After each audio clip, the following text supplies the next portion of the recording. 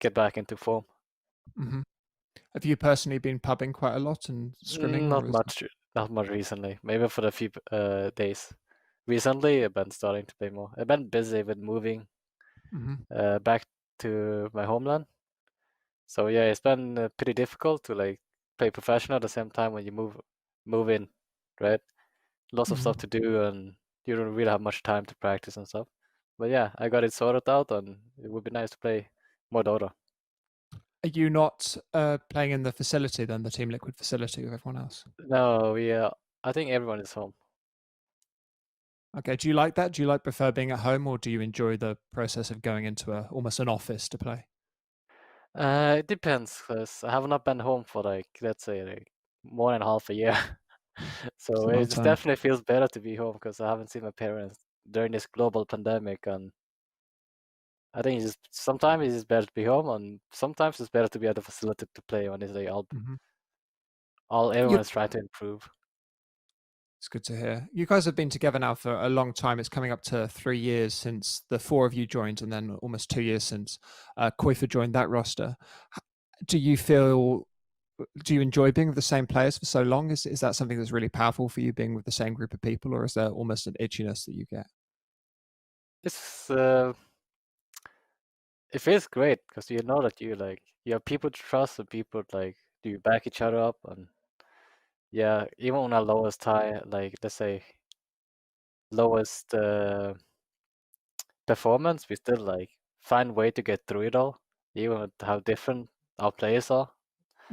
And I think it's quite fascinating how we kept sticking together despite all these low times. Do you feel a pressure to always perform, or do you feel supported through difficult times? Because I guess the question I'm getting at is there a chance that because you guys are so well supported by both your org and each other, that you don't feel like a fire underneath you that you have to perform? Do you think that's a concern? I mean, we feel supported, but at the same time, when we get supported, it means that we don't want to like disappoint the support. So we want to we do also feel the pressure. We want to be able to do more. You know what I mean? Yeah, that We want to definitely like makes. give them back what they support us, for example. Hmm. Another thing that a lot other Dota players have told me is that when you're a team together for so long, you almost get found out by the opposition, that people know what Team Liquid are about to a degree. Is that a concern, or do you think playing together for so long gives you other strengths? I don't think that's a concern at all. I think our players are just so different. As like mm, we don't really play by logic most a lot of times. So yeah, What would you say you play by if not logic? let's say me personally, I do a lot of random things that I don't know. People can't really tell why I do it. So Hmm. yeah, can't really explain. But uh, But by some alchemical magic, then maybe. yeah, Okay, you guys brought in Jabs recently, so you now have two coaches. You both have Blitz and Jabs. Could you talk to me about what bringing Jabs in has done for you as a player? Do you think you've improved? I think bringing Jabs in had brought a new energy to our team. I think a lot of times we get like bored with each other because we stick too long for so long. And Hmm. having Jabs there is like a new change of atmosphere. Like, because like when you talk, you have a team talk, you do other stuff, you play Dota. There's this new guy in our team that we see all the time, and then it just becomes different because he takes some space as well, and it's cool because like it makes the team more lively as well. Like because he has basically our new energy, our new coach and analyst, and he also like have a different personality. So it's really nice to have a new Hmm. team member because we've been sticking together for so long, right? So like, Yeah, it's nice. Do you feel that he's helped your personal game, or is it all about the team play? it's probably more about the team play and Hmm. some personal gameplay. Personally, you've recently hit 10k MMR. You're one of the few players in the world to have done that, so congratulations on that. But do you feel that has helped your competitive game, or is that just a personal thing? It's more like a personal thing because like you gain confidence from it, and you probably better like you probably understand the game more because of how confident you are, and you're willing to take like some risk, for example, because you don't just go get 10k just by playing, just be safe all the time. Hmm. You gotta take risk and you gain confidence from it. Hmm. Do you think it's particularly important in your position 4, to be a 10k player, to be able to have that risk taking ability? Uh, I don't think it's that very important, but it's like a bonus. Hmm. You've played 4 obviously now for a couple of years, because Insania is a 5, but you did actually start off in Dota as a position 5. Is that ever something you'd ever want to go back to, playing that position, or do you think of yourself now as a 4? Uh, I don't know. I just enjoy playing whatever I play. Basically, like when I don't like feel like playing four, I just like spam mid lane, off lane in like matchmaking and like just have fun. So Hmm. so you just play position four too much in matchmaking, or you also playing like officials and scrims. You might get bored of it at some points, and you just take a small break from it and just play like other roles to get a feel for it and see how people think in the other roles. But you'd not want to do that competitively. There's no chance you're going to move positions within Liquid or elsewhere. Mm, we have done it a couple of times before, Hmm. so it's not impossible. There's a possibility. Fair enough. Well, I look forward to seeing that happen more often then. Um, so we've got a new patch coming out soon. How do you feel about this current patch? Have you been enjoying it, or are you looking forward to it leaving? I'm looking forward for this patch to be gone. I think everyone's kind of tired of the patch. The meta is like, I don't know, boring now because it's been the same patch for like quite a long time. Hmm. Is And it just that it's old, or is there something inherent about this patch that's a little dull? I think this patch is like, I'm not sure how to say it. I just feel like you've been playing the same game like for months with the same like heroes and same changes. It just doesn't feel Hmm. like nice to repeat it for the next tournament and stuff. And if there's a new patch coming, I'm looking forward to it. It might also like, be a new motivation for us to like play a new game. for Dota, it's like every new patch makes the game really different. And how will you prepare for that? Because there's a chance that the patch comes in the middle of the group stages almost, and you'll only have a couple of days to get used to it. What's your Oh, process when the patch comes? then I think our players might be really motivated to like study the patches together. I think it would be a good thing. So you guys chat about it? Do you play a lot of pub games? Do you try stuff Uh, out? Is it quite we play a discussive? lot of we are out playing a lot of pub games, and we mainly trying to get back into form for now. Okay, good to hear. So what's coming up next? You guys still scrimming a lot while we're playing this tournament, or are you relaxing, or what's going on? We're gonna play this tournament definitely serious. We don't like losing at all. It sucks losing. So are you preparing for other teams? Are you building like analysis and stuff, or is it just playing and kind of getting back into form? We're gonna do whatever we did in ESL and try to do the same. What was that? Is it more preparation? Is it More what's preparation, more like gameplay stuff, and be prepared what we want to do. Everyone individual what they need to be done in the game to progress. Fair enough. Okay, that's close to all I've got for you then. Just before we close up, as I said, you guys have been together for 3 years. Do you personally think that you've improved a lot over that time? Can you chart your own improvement relative to the team, or do you think the team's just got better? I think the team got a lot better. As the 5 of our players made better connection with each other, and I think individually, I think we kind of the same. Like we got a little bit better, perhaps, but I think mostly it's the team thing that all 5 of us together became stronger. Have you noticed your role within the team change at all? Are you still playing the same 4 you were 2-3 years ago, or do you think Definitely not. It's like it changes from game to game. We are like more like different, and not like the same always. Okay, thanks. We'll leave it there then. Okay, thanks, guys. That was Tiger from Team Liquid. Well, thank you, Mr. Big Jams. Into the draft we go. No time to waste here. Secret and Liquid. Best of 3. Let's do it. Lizard, Lacoste, welcome back to the panel. How excited are we for this series? Very. It's an interesting series. Team Secret and Team Liquid have been playing in quite a few grand finals recently. Liquid won one of those series lately. It wasn't the finals, but still, they won 2-0. Interested in seeing what Team Secret can switch up a little bit, maybe to take Liquid this time around. After Liquid won ESL 1 Germany, they are kind of in a bad state, 0-3 in this tournament.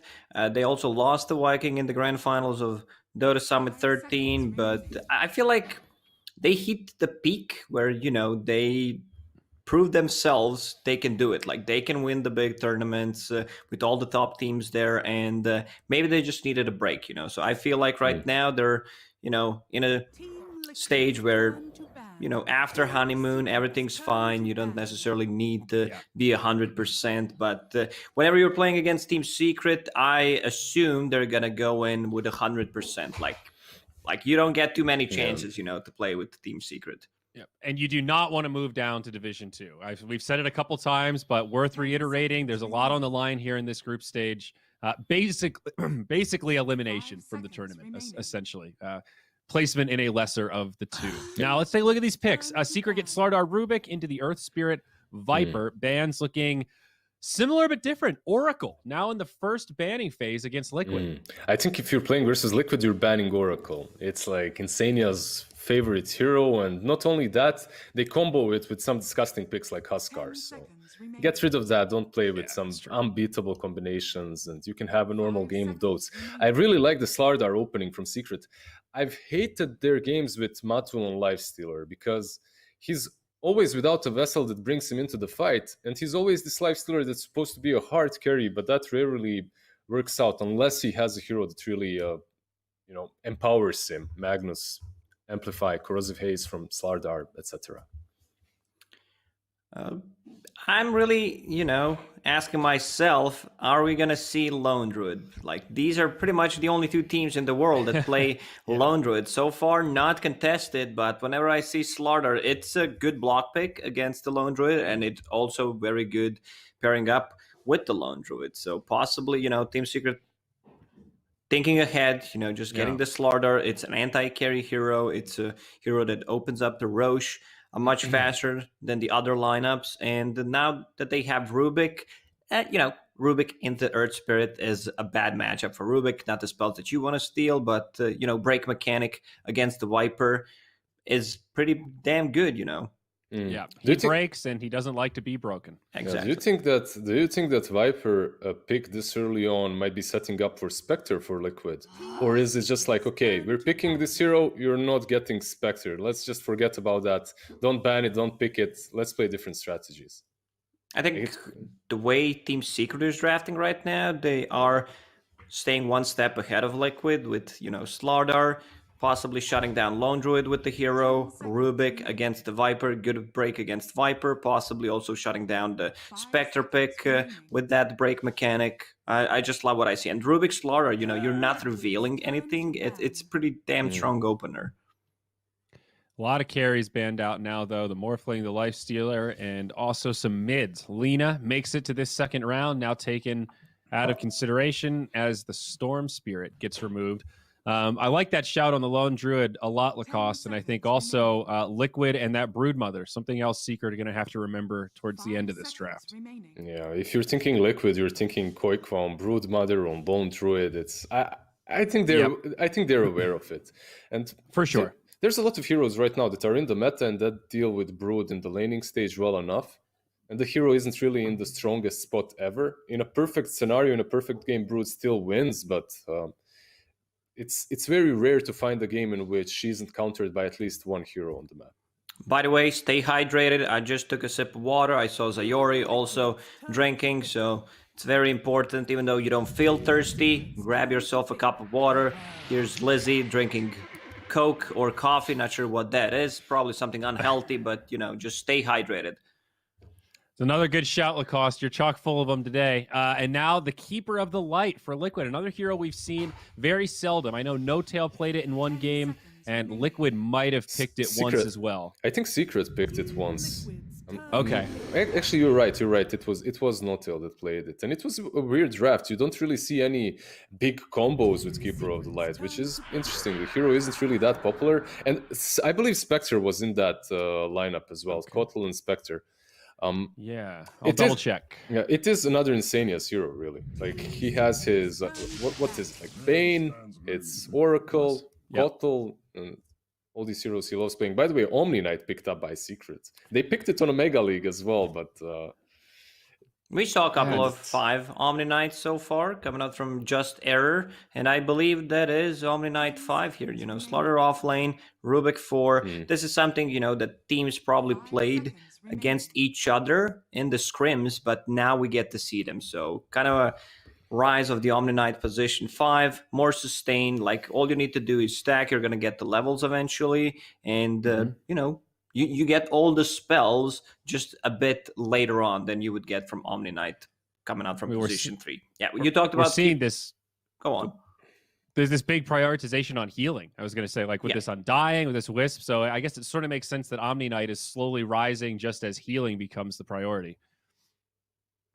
Yeah, I'm just worried for the. Sorry, go ahead. No, like having healing right now is great. I'll finish your sentence and now go into mine. Omni Knight, like. I don't know what. Please, Lacoste, tell me, what do you think about Omni Knight position 5? Is it truly a good hero in the laning stage? Could it suffer perhaps a little bit? Could your laning stage be pressured? You have, Sven Omni, so there is kill potential. Puppy, I mean, he was always pretty much playing the greedier position 5s. If you remember, like a couple of weeks ago when he played Weaver position 5, even though it got nerfed to the ground, he still makes it work.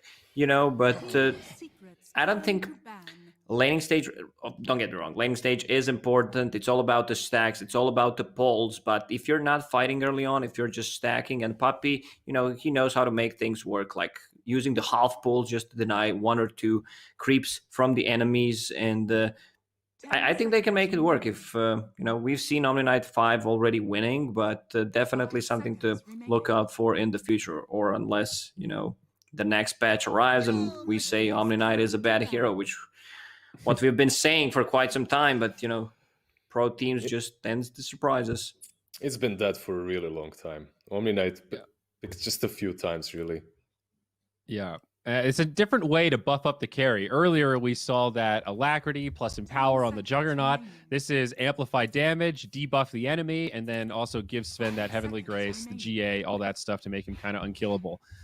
Different style, but same sort of formula. Buff up that carry, make him beat the hell out of the Spectre. Yeah, when you think about it, he's probably the only hero in the game that can give you, status resistance. He can heal you, physical damage resistance coming out from GA. And it took some time for people to realize, like we talked about it for such a long time, where it's all about the carries, how you can buff him up, Slaughter's amplify damage, Empower, Alacrity, Solar Crest, Lotus Orb. You just throw it on one carry, my carry is stronger than yours, and you win a game. And the Omni Knight is that guy, so not surprised, but definitely I'm not the one who thought of it. But now that I see it, it kind of makes sense.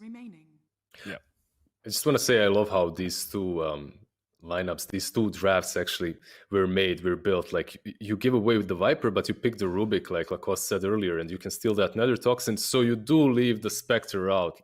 She goes through, but you snatch the Sven instead. It's just so cool. Like, both of it's such a mind game from both of these teams. We'll just see which one really comes out on top in the end. But it's beautiful to watch these two teams actually draft. Yeah, for Rubik in this game, like, you might try to steal Will-O-Wisp. You didn't want to steal spells from Spectre, spells from Earth Spirit. So it's just going to be mostly focused on the Viper, just getting that either Viper Strike and the high priority Nether Toxin. I really have no idea what Secret's going to take here. Like, what's the mid laner that ties it together? Well, it's Lesh. Some push. Okay.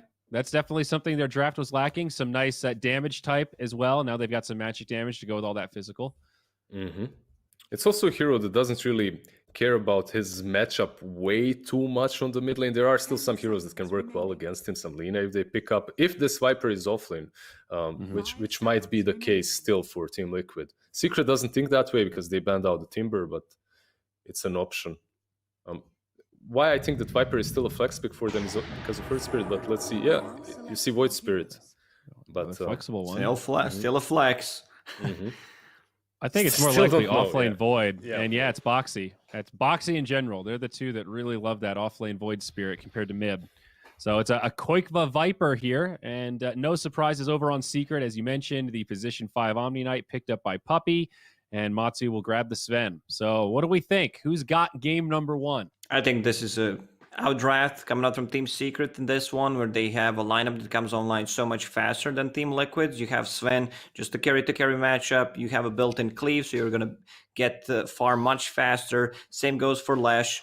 Like, you have a mixed damage. You have a tower-taking potential coming out from this hero, a lot of sustain. And the thing about Lashrak, why I think we're going to see more of this hero, is like Team Liquid is one of the heroes that, tends to stack the most pretty much in the game. And Lashrak's probably the best hero. You can go into the jungle, invade, and just take the stacks from them.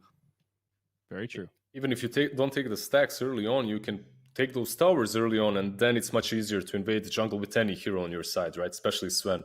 So pretty sick draft from both of these teams. I think Liquid, if they reach their timing, they do have a lot of damage and potential to take the game, because Spectre just can eat through Lash, eat through Yapsur's Rubik too. But I don't think I agree completely with Lacoste's enthusiasm for Secret's draft. I think this draft comes online way too early on. Yeah, well, we'll see this Puppey Omni Knight in action and see if Secret does it, or if Liquid will take the much-needed win here in Game 1 and maybe even a win in this series. We've got some commentators for you, though. It's Sunsfan and Cinderin, but before we send it to them, EGB.com, they help make this possible. Find the odds for all of the winners here in the series of this event. Banner below the stream. Now, on to the casters. Thank you, Zayori. Cinderin, are you there? Hello. Hello. Greetings, Cinderin. How are you doing today? I'm good. How are you? The way to sound robotic. How are you doing today? I sounded robotic yesterday, so it'll just fit yeah. the theme of this tournament for me. Now that the audio is fixed, we have to make up for it with behavior. That's correct, Cinderin. Thank you very much for bringing that to attention of everybody. So Liquid versus Secret game 1 of this best of 3. Which lineup, Cinderin, tell me, has the better couriers? Oh, that was not one I was ready for. Exactly. We have plenty of time to Wait, what's the one cosmetic. called that Insania has? Blotto and Stick. I like Blotto and Stick. That's classic. Yeah, that's an old school one. Okay. Bright Sky and Mickey, I think that's from the... And then there's the... Taiga has the Wyvern Hatchling. Mm-hmm. On Secret side... Wait, so which one is this? The Vigilante Fox?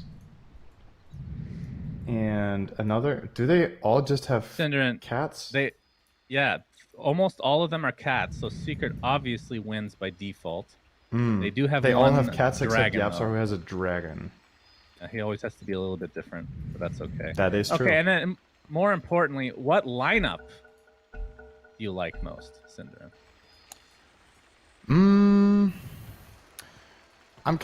I'm largely with the panel. I'm excited for Secret strategy. I think this Omni Knight pick's actually going to prove super useful, but the hero is very hit or miss, so we'll see. The thing that inspires confidence in me with the Omni this game is that I think Liquid's laning stage is not that powerful. Usually a 5 Omni sucks if the enemy lane is aggressive, but realistically, what are you facing here bottom? Earth Spirit, Void Spirit, or Earth Spirit Viper?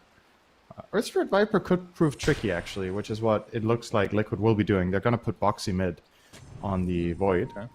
I really love that decision from Liquid, because I think that's the way they try to abuse this Omni being 5. But we could see a little bit of switch up from lanes from Secret to try to combat that. They could swap the lanes around. They could maybe bring Rubik bottom instead of Omni Knight to try to mitigate the damage there. We'll see what they think is better. 30 seconds to We should mention neither team doing particularly great so far in this tournament.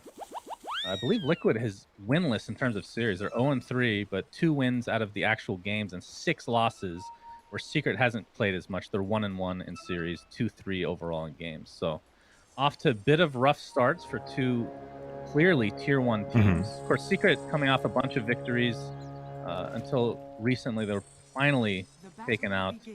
And then they took, what was like a 2-week break, and now they're back, I guess. Yeah. And Liquid won that tournament, and now they're 0-3. So that's just Europe for you right now. I think the teams are really close, and everybody can win against each other. So I think we should also remember, like, this patch. We're reaching a stage now with this patch where we've had it for a really long time. And that's usually where innovators can start taking series by coming up with something new, right? Like this Omni Knight 5, for example, can suddenly become a pick because the meta is so defined. Like, there's nothing picked from Liquid here that's out of the ordinary for them. Maybe a little bit, like the Coddle is not a meta favored pick, but it's a Liquid favored pick. So I don't think Secret should be surprised with any of the heroes they're playing against. Alright, well, this mid lane, you kind of discussed that Boxy was going to be playing mid this time around. On that Void Spirit versus Nisha's Leshrac. Getting these split arts off already. How do you like this matchup overall? I'd say it's Lesh favored. Lesh does very well against melee heroes. Void Spirit can, of course, try to dodge the split earths with Dissimulate, but you need to time it properly. It's still mana that you're expending, and Lesh will have the inherent advantage of always just being able to harass you with the Lightning Storm. So Fox is still doing well here in the start. It's gonna be even right out the gate, and then I think when Lesh hits level 3 and level 4, the harass starts becoming a pretty major issue. Yeah, definitely see that as another split earth connects onto Foxy. Does have a salve, of course, and more tangos on the way. And then top lane, Spectre, not the worst laner in the world anymore, Cinderin. Used to be one of the worst laners from a hard carry perspective, but now it's pretty decent, I guess you could call her. Yeah, for sure. How does this match up against like the Slardar? Will she be able to get a decent amount of farm, or will Zai just keep her at bay? I think Coddle as a wild card in that lane, or whatever you want to call it, can help Spectre a lot. This is the kind of hero that Coddle will really make a big difference against, because similar to how we talked about yesterday when we had a Phoenix against Slardar, Slardar is a hero that's almost exclusively based off right clicks, and Coddle has a very powerful blind knockback. So probably be okay on spec with the help. They can also, you know, once Coddle gets level 3, just spam out daggers non-stop for harass and hopefully stabilize. But even despite all of that, I still think Secret should come out ahead in this lane. Because, yeah, you can defend the Spectre, but you don't have plays yourself. Boxy. Boxy's forced to pop the wand and does get off the Resonant Pulse in time. The only physical damage was left for Nisha. But he's definitely being pressured here. Yeah, Nisha's, in terms of the CS, a little bit of a lead right now. He has another wave coming in, though. A couple more range creeps as well. Moxie, in terms of levels, they're basically even as well. So if you can hit the Split Earth, though, okay. The level. And how early do you typically get to Simulate? A lot of people just forego this, but you usually get it level 3 or 4. In very specific matchups, making go 2-0-2, but most Void Spirits actually like maxing the Simulate early or the Resonant Pulse because it's your farming tools. Gives you the wave clear, gives you the runes, as Quick actually gets the first blood. Puppy was out pulling, and they got on top of the Sven, so relatively easy kill there. And already paying big dividends that they put the Viper in the off lane, I would say. So that is very important to shut down Sven. And then looking at the actual CS in terms of the carries themselves. I mean, Koikva is actually position 1, it feels like right now. After getting that kill in lane, of course. 24-2 in CS, so leading the pack. But looking at the actual carries, Sven 15-0, Spectre 15-1. So they're being limited a bit, but they are essentially even.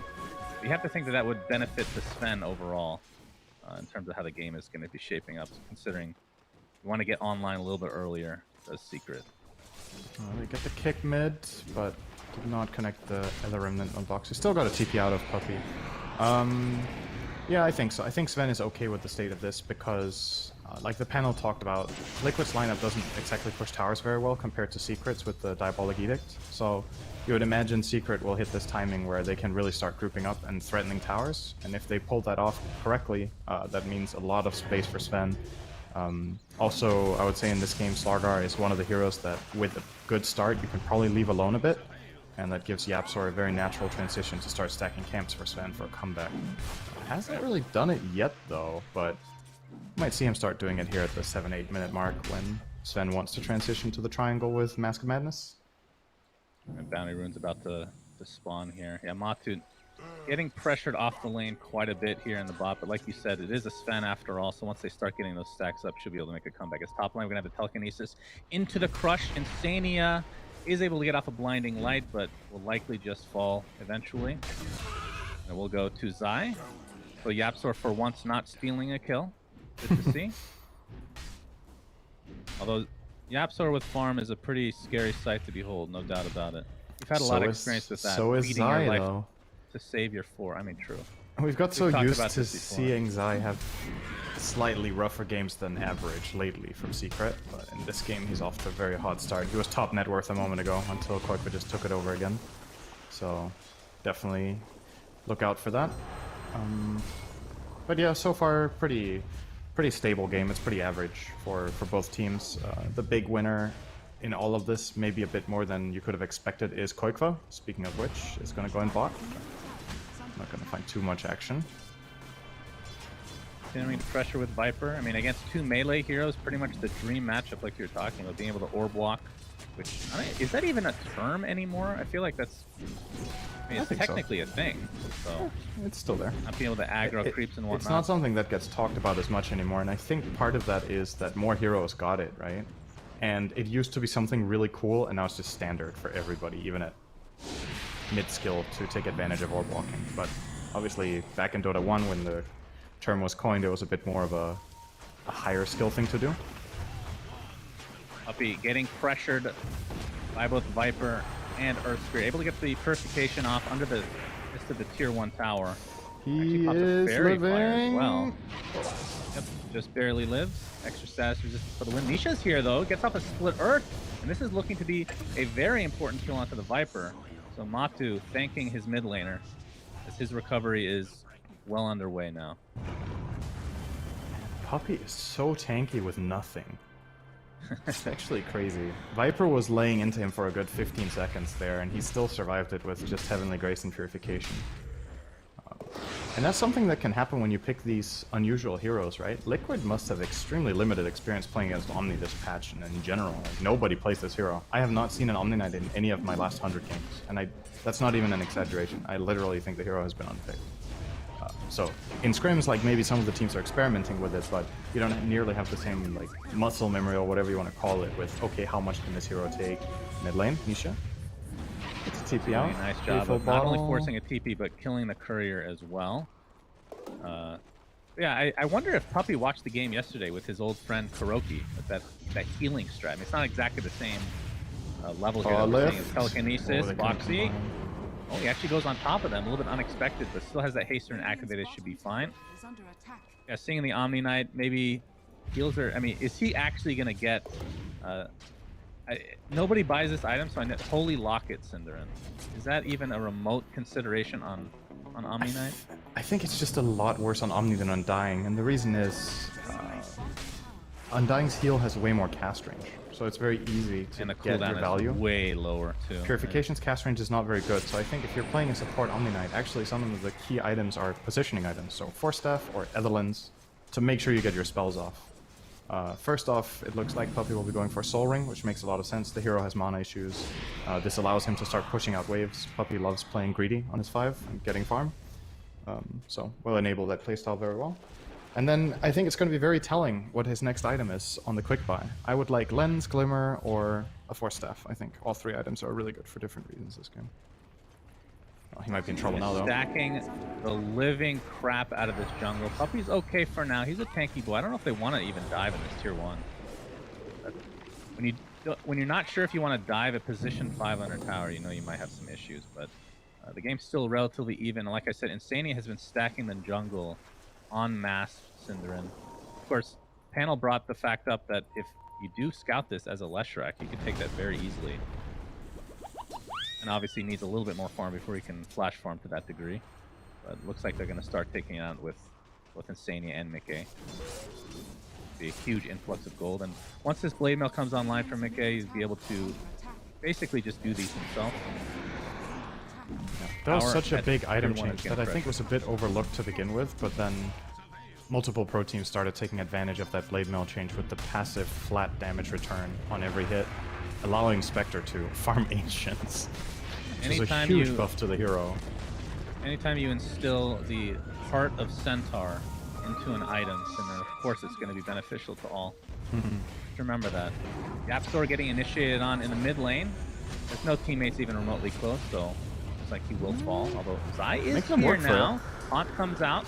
Able to take out the App Store pretty easily, but Boxy has very little way of no astral step to speak of. Crush, bash, Boxy, trying to buy as much time as possible. Another 11 seconds for his ult. Lilith is there just in time where that TP ended up channeling all the way.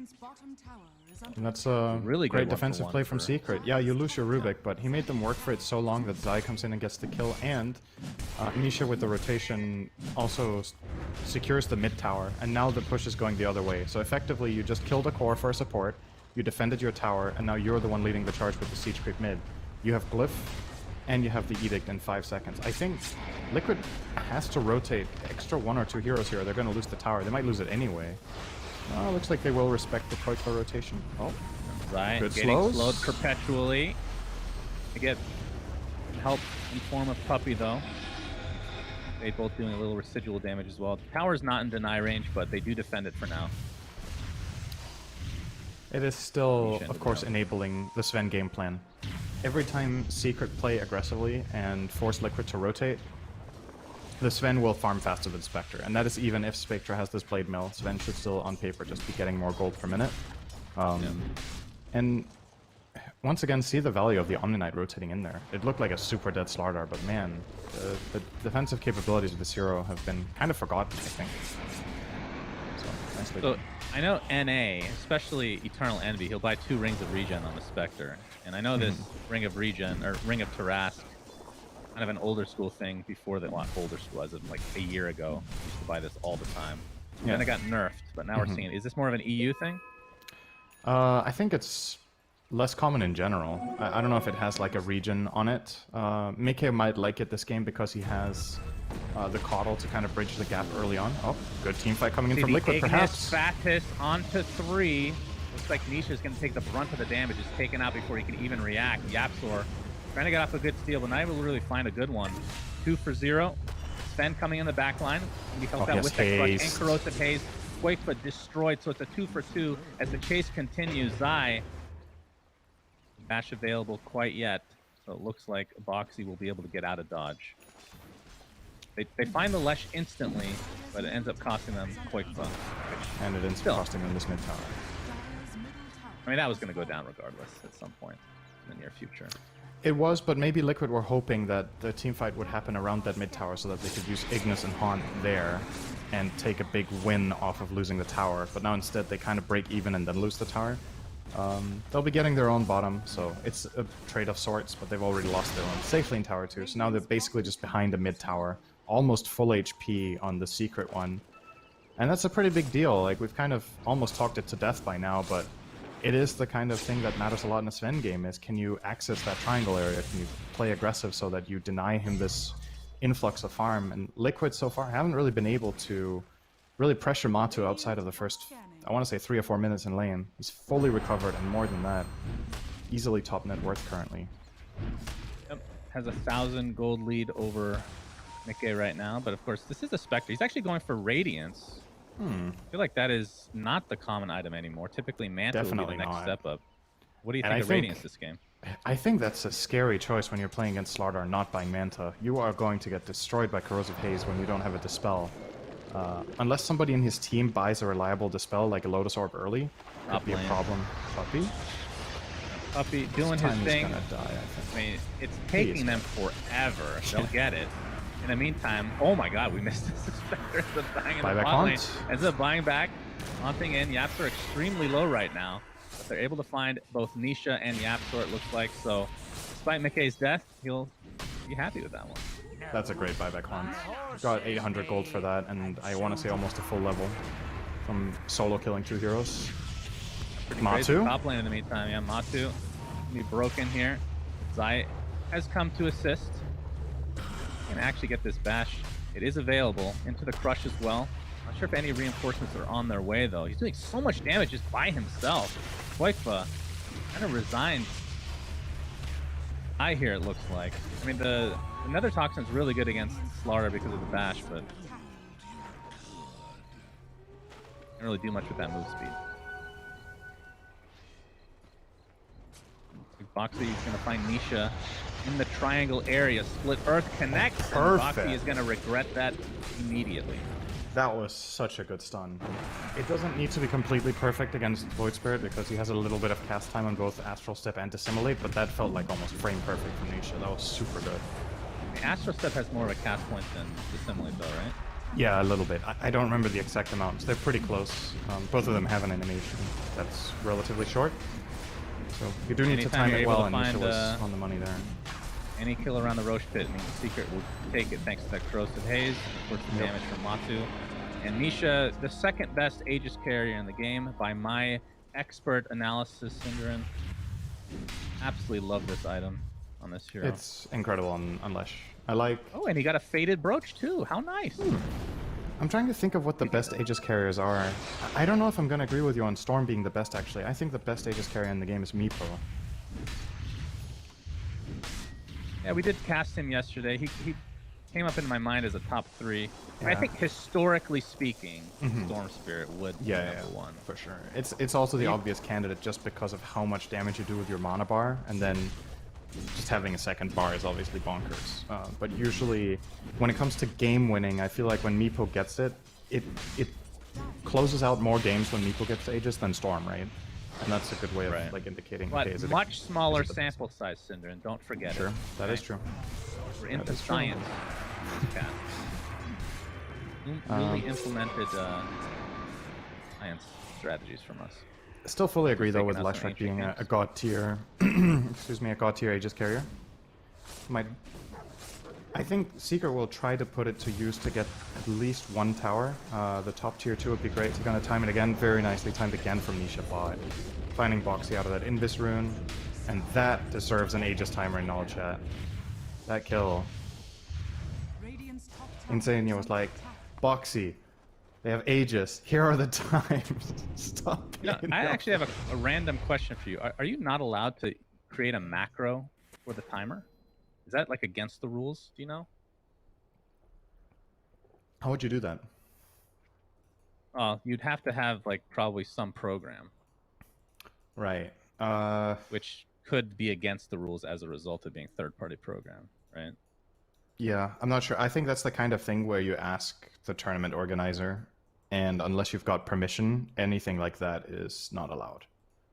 I'm more not confused, but I don't know. I feel like there should be something in game for people. Like, there's no point that you have to type this out. You know, like alt clicking is great, but being able to keep track of timers is so important on this level. Yeah, I feel like something should be implemented in the game. It's one of those things where you could make the argument that making that just one button press away it's the classic thing with should you be able to see the mana bar of enemy heroes at all times, etc., because yeah, technically the information is available to you if you click the hero, so why not just have it be visible? But then it's okay, how big of a part of this do you want to attribute to individual skill, right? If you make all of this stuff available to everyone, then it can't be an outplay factor anymore. Being good at clicking enemy heroes and tracking mana is a way of outplaying, tracking cooldowns is a way of outplaying, tracking timers on Roshan is a way of outplaying, and if all of that is all available all the time to people, it gets a little bit more linear and flat skill cap. I think a lot of people wouldn't be a fan of that. Let's not start with the slippery slope mentality, because let's be real. In terms of complexity, Dota's at the top. Of course. Getting rid of some of these things will not change that in any way. Let's be No, real. for sure not. Like, I'm not going to argue that if you make these changes, the game gets too easy. Like, that's not the point. But here's a random example. And I feel like this was just taken over from original Dota architecture, and they just haven't changed it because they haven't found a need for it. But like orb walking, we talked about it earlier. What is actually the point of that? Like, why is that in the game?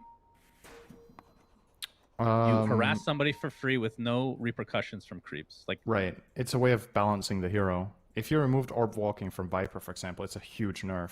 So then you need to compensate in another way. It's like a balancing mechanic. You could do that. No, I understand that, but everything can be balanced based on, of course, you know, what you're given. I think, I'm not saying it should be out or in, but it's just an interesting thing to think about. Right. It's one of those things where I think a lot of people are in favor of having small things like that, because in many people's minds, that kind of thing is what makes Dota Dota. That it has these small, almost obscure details that you need to know or find out over like thousands of hours of play, find all the little things. And then the counter argument is, well, doesn't that just increase the barrier of entry? And it does. So, like, yeah, I can see both sides of the argument, honestly. Like, what? Always okay, see both sides of the argument. let me give you. Let's say the mana bar thing. Do you think that would be good for the game if you could see the mana of all heroes at all times? I don't want to get into this. People are gonna shit all over me, but yes, I think in general, yes. It's a setup. Initiate on the coin. Yeah, thanks. Oh, he's in trouble. Oh, he actually got away. He to travel enough to stay away from Nisha's Yules. That was very close to Nisha connecting. And he wasn't scared to go in either with that Aegis first. But here comes the first tier 2 tower as expected. Liquid will try their best to trade for mid, but it's just a Soul Void Spirit pushing this. He's not even going to make it in time, probably. But Secret are a little bit hesitant here, so maybe he will actually get this tower. The Absor currently setting up. Not up for a few more seconds, but once it's up, no, it should be a freebie. Yeah, Boxy got the full tower. Up, not bad. Yeah, tier 1 for tier 2, though, at the end of the day. Nisha will take that for free. They are smoked back here, so I thought they might position themselves to initiate, because Haunt is available, although he's actually out of mana with that last Spectre Dagger. Uses regen just a little bit. So we'll be going back to base to get full mana and be ready to Haunt here. Nisha going to dodge that initiation to start things off, but here's the initiation from Zai on top of Koikfa into the Split Earth. Ignis Fatis is there. That is just going to be the Aegis for now, though. Haunt coming in. The Void Spirit's going to be the first to fall in this engagement, though. But Nisha completely surrounded and dominated. A 1-for-1 definitely in favor of Team Liquid if they can get out. Matu is here. The beautiful initiation from Zai. Crush onto 2. But Matu just getting rooted, getting kited to a high degree. Can't even cleave with his break. Has to pop that BKB. Zai crushing, attempting to get out. Will not do so. Matu is able to TP out to safety. Looked like Matu forgot he bought the BKB. He actually, he sat in like 1000 magic damage and roots instead of BKBing and just smacking people there when he got blinding lit.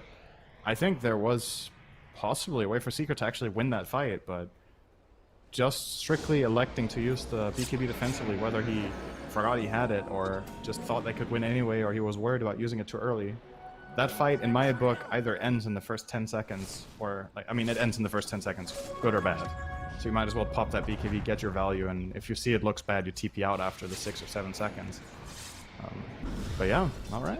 Liquid. That was also the Radiance reveal for McKay. Yep, for sure. Who has 1,200 gold on top of that now towards And now the comes the eventual Manta build-up. style.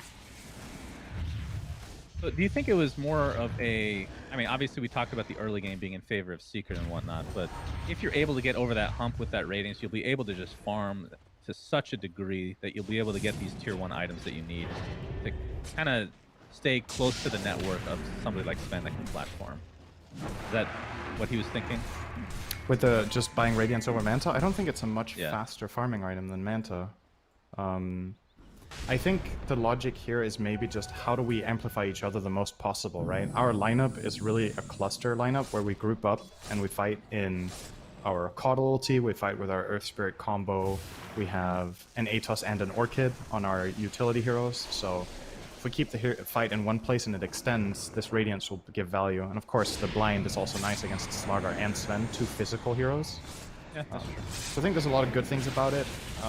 I wouldn't say just flat out objectively, this is just better than Manta, because I think he was debating himself. Once you have both, then it becomes out of control. Your farm, absolutely, right? And it feels weird to go Manta into Radiance. Like, that's not really right. Then you would probably just go Manta Skadi instead, yeah. Or Abyssal.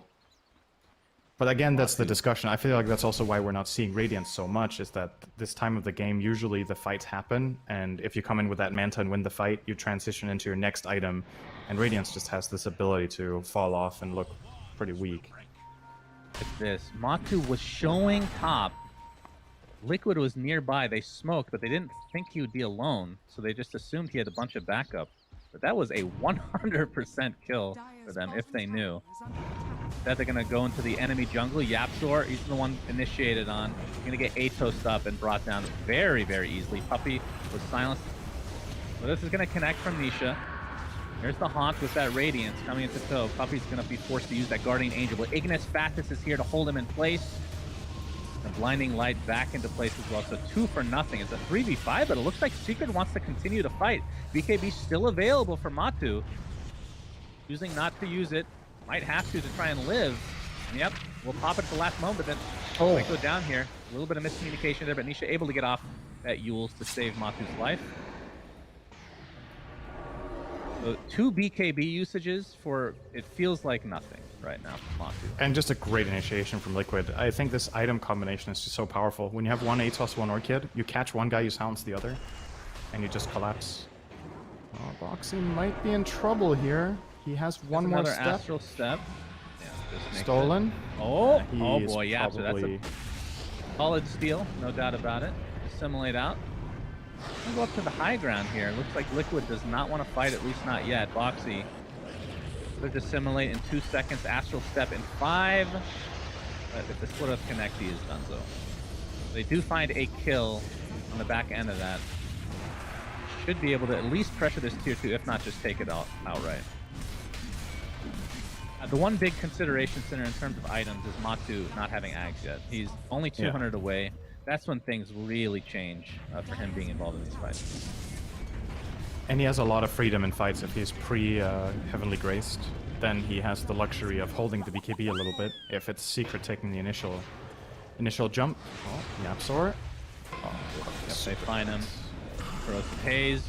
Yeah, maybe his usage of BKB so far, or lack thereof, has been in anticipation of the Heavenly Grace. I think Poppy was dead in the top fight. I don't know if you're expecting to get graced by a corpse, but... Oh, you never know. I'm not sure. Actually, maybe he was alive. But here comes the Axe. Double damage rune will be bottled up by Matu, and you imagine Secret will be looking for a play now. They should know that Haunt is ready soon. But with a Viper Den on the field, you easily destroy Liquid in any engagement that you initiate right now. Liquid wisely will step away from that mid lane into their own safety of the triangle plus their defensive ward, and Taiga will try to pressure out this bottom lane to get some sort of rotation going. Secret do have one set of travels, so I reckon Nisha will run down here, push that back, and then connect with his team for a smoke. I don't know if we probably have talked about this, but I'm going to bring it up anyway. Nisha picking up an Ags. We've been seeing this a lot more lately. Boost of travel, Yules into Ags. What are your thoughts on Ags for Leshrac in general? I'm a bit unsure. It's one of those items that I can't really place. Ags Lesh was not popular for a very long time. It got buffed a bit, and then people tried it, kind of didn't like it, stopped buying it, now they're trying it again. I think part of the reason... major thing that got changed was that it prioritizes heroes now, right?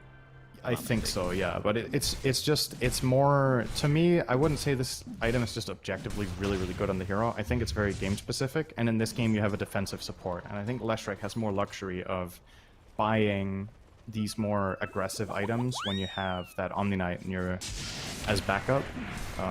Imagine this Omni Knight wasn't in the game, you might have to buy BKB, because any stun will just lock you down and kill you in this game. But with the puppy back up behind and Guardian Angel, you might survive, get all your stuff off, and then the Ags becomes incredible value as fights extend. Free Roche for Secret. Liquid have all spells, but they're just not either unwilling or not realizing this is happening. That's a big one. Matu with the Aegis. Surprising to Cheese see him on take the Nisha. Aegis. Yeah. I figured Cheese would be Sven because you're going to have status resistance upon you thanks to Heavenly Grace. But maybe the logic is the Oh, other way around. Koikwa trying to TP out. Now he's dead. I think the logic here is we give Aegis to Sven because we want a Heavenly Grace Lash. Probably. Okay. So Yeah. you Lesh Grace doesn't Lash have a every BKB. fight, you keep him safe, he gets to use Cheese for full value, and if Sven somehow gets focused down, he has a second life that he can BKB God Strength in, or whatever he wants. Usually not a big fan of Aegis on transformation heroes, but Sven at least one of the ones that has the most benefit just because his stun is so low cooldown, right? A 7-second cooldown stun that sends you flying, compared to, say, a hero like Lycan or Dragon Knight, where when you lose the first Aegis, like, how much use are you without your transformation spell? Useless is the answer. Sven is at least pretty useful, I would say. Yeah, it's a This tower. will turn into a tier 1 and maybe even a tier 2. I don't see Liquid defending this. The Haunt is They're in available. kind of a rough spot. They recovered nicely with that big team fight, but they've still lost both Roshans. They've lost way more towers. They're losing their 6th now, as it looks, while claiming only 2. Kind of a weakness of their strategy in this game. Their lineup isn't very good at that. But their lineup's very good on defense, so we'll see if they can build a team fight out of this. Lotus Orb now online for Koikwa, one of the biggest Sven counters. It'll help. Yep, so he has Urn, Atos, Lotus Orb. Speaking of Nisha's Ag, something I wanted to mention, of course, is it only gets better with levels because the level 20 talent, the extra second of slow, and then the damage at 25. Which, honestly, if I'm being, like, passing up on the Diabolic Edict feels really bad. Feels like that's really good. But Matu has the double damage. They should know this, but they're going to initiate anyway. Lotus Orb basically dispelling that completely, but he's going to apply all his pressure to Mickey right now. Pops that Blade Mail in the meantime. Omni Knight, Puppy, still silenced. GA is available if he can get it off. He does do so, but will likely fall shortly after. Sven able to take out the Earth Spirit.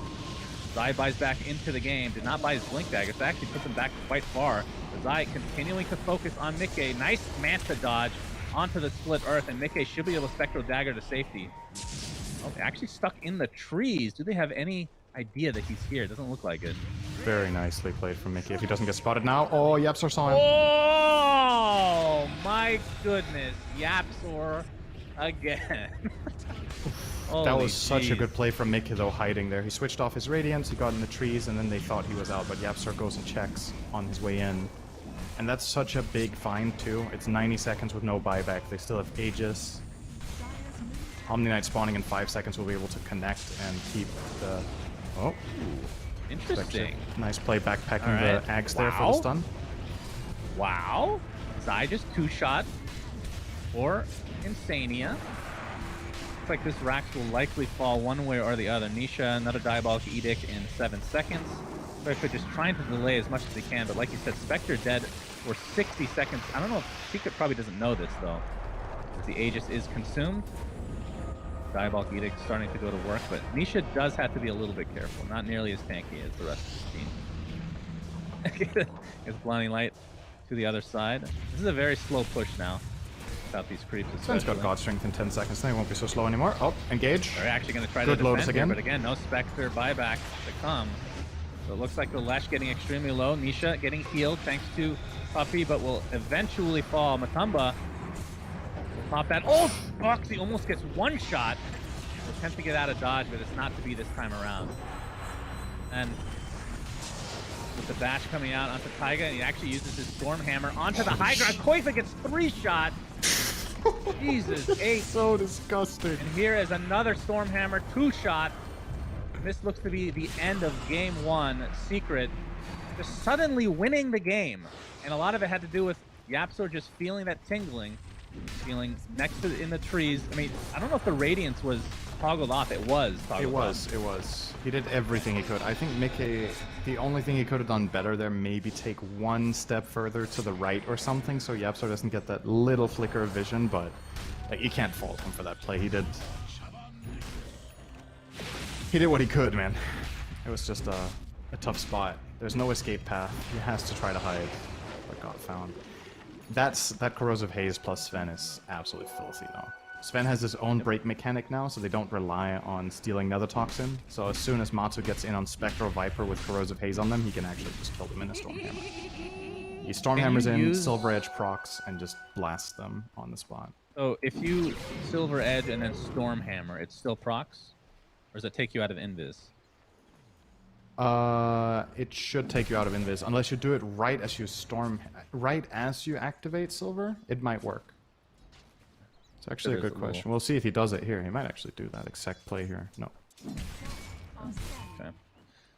Level 24 for Matu now, and Secret with a 12k net worth lead. Next Roche not going to be up for a few minutes, but that's a fight that Liquid will have to take, because that will probably be 100% GG if Secret gets the Aegis cheese and, well, either Ags or Refresher Shard this time around. Wonder why Matu is opting for the Abyssal over AC. Usually we see Sven's get AC in this slot. Attack speed is very high value. Getting the armor, scaling into late game, obviously great against basically any lineup most of the time. But he is he's electing for the more stun-heavy build. Maybe he feels like he doesn't need the AC because of Slaughter. Maybe they want Slaughter to get the AC, so Sven can just get something else. Seems to be the case. There's a Hyperstone, but we've seen Slaughter's buy Moonshard. Guess they will get AC on the Slaughter. Pseudo blink if you're stuck without BKB in like the Nether Toxin or something, right? Yeah. That's fair. I think in terms of raw DPS though, AC has to be a much better damage per gold. And if you can't get that, you could consider, you could have considered like Daedalus for just that flat out one shot. But like you said, Abyssal probably has some nice secondary uses here. Bridging the gap between stun cooldowns. Now Nisha has the BKB on the way, so he's going to be that much more tanky. With his 12k network Proxy showed he's in trouble. Yeah, Matu finds him, gets the and bash. brings him down. Well, that's what nice thing about the basher. You can bash out a Silver Edge, and then you get a free stun. Well, what do you know? True. That's not reliable, though. Abyssal Pro is, though. player it is. I mean, maybe that's the logic. You can Silver Edge hit someone, instant Abyssal, so they can't Manta dodge or Lotus Orb the stun, and then you can stun. So you get the full, like, 3-second value out of your stun chain. That might be what it is. If that's the reasoning, it's pretty interesting, actually. And Mickey forced to just sit inside these trees with the Radiance off. It was pretty bad. Didn't work last time, so this time he's going to get out earlier. Free tier Gone, 2. Roche in 1 minute. Yeah, and I doubt Secret will try to push before that point. I mean, Matu has nowhere even near enough gold for buyback, so just banking on this Aegis right now. Like I said, that's probably Liquid's one, I don't know if you want to call it an opener, but for opening. The Roche fight seems like it's something they have to take this game. And you're right, Zai is going for the Assault instead of the Moonshard. Started off with the Hyperstone this time, though. Nisha now level 21, so actually went for the Pulse Nova damage. Okay. Actually, I've seen a lot of, now that I think of it, I've seen a lot of Leshes do this despite having Ags. Just because it's better, generally. Yeah. Not as consistent. Also, again, I think it's game specific. Like, you look at the game, does this feel like a game where it's game changing that you get slows off? I don't think it matters that much. You have so many stuns. Sven with a 7-second cooldown stun, you have a Slardar to stay on top of people. Leshrac himself with Yule and move speed, Rubik. Oh, there's the Haunt. Haunt to start things out. Zaya is going to completely destroy Taiga with the help of Matu.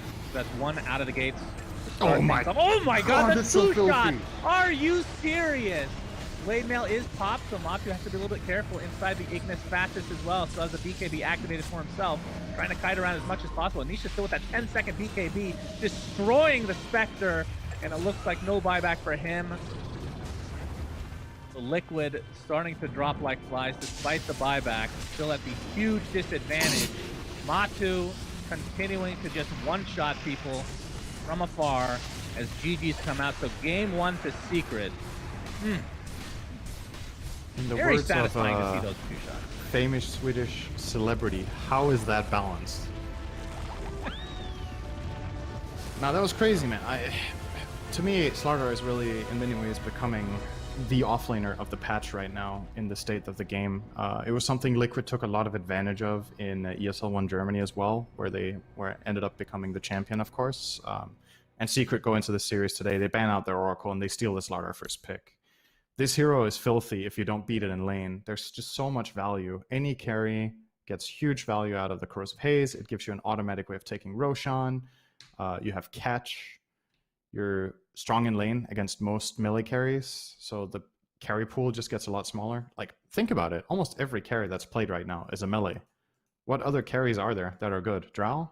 This is a great time in the history of Dota. Melee heroes prevail, Cinder, and for once, thank you, Ice Frog.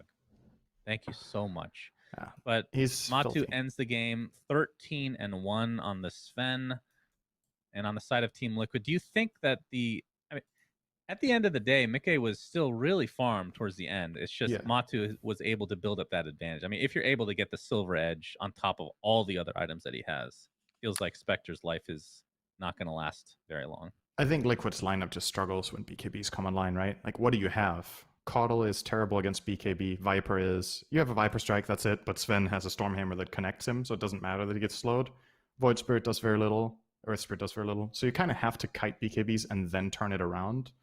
But Secret's damage is too explosive. You actually don't get to kite. You just die on the spot when the fight starts. So you can't even last those 10 seconds before the BKBs are gone and you can fight back. I still think it was a pretty good showing from Liquid for a big portion of this game. I think a couple of the fights they took were very well executed, but strategically really lost the game on Roshan, in my opinion, that they couldn't really solve that part of the game. Yep, agreed. Yeah, every single Roche went the way of Secret, and they were all, if I'm not mistaken, uncontested completely, which, you know, if you have a Slaughter on the team, it's going to end up going a lot faster, so makes sense, technically speaking. But with that, that is the end of Game 1. Game 2 will be coming up shortly, and this best of 3 will be back after this quick break, I think. EGB, your esports betting world. The only place to find the widest choice of popular games and matches to win real money. Choose your bet on a single event or express of several matches with dizzy odds. Serving the market for 7 years with over 800,000 users. Join now to get your bonus for the first deposit up to $600. EGB, you know for sure who's gonna win.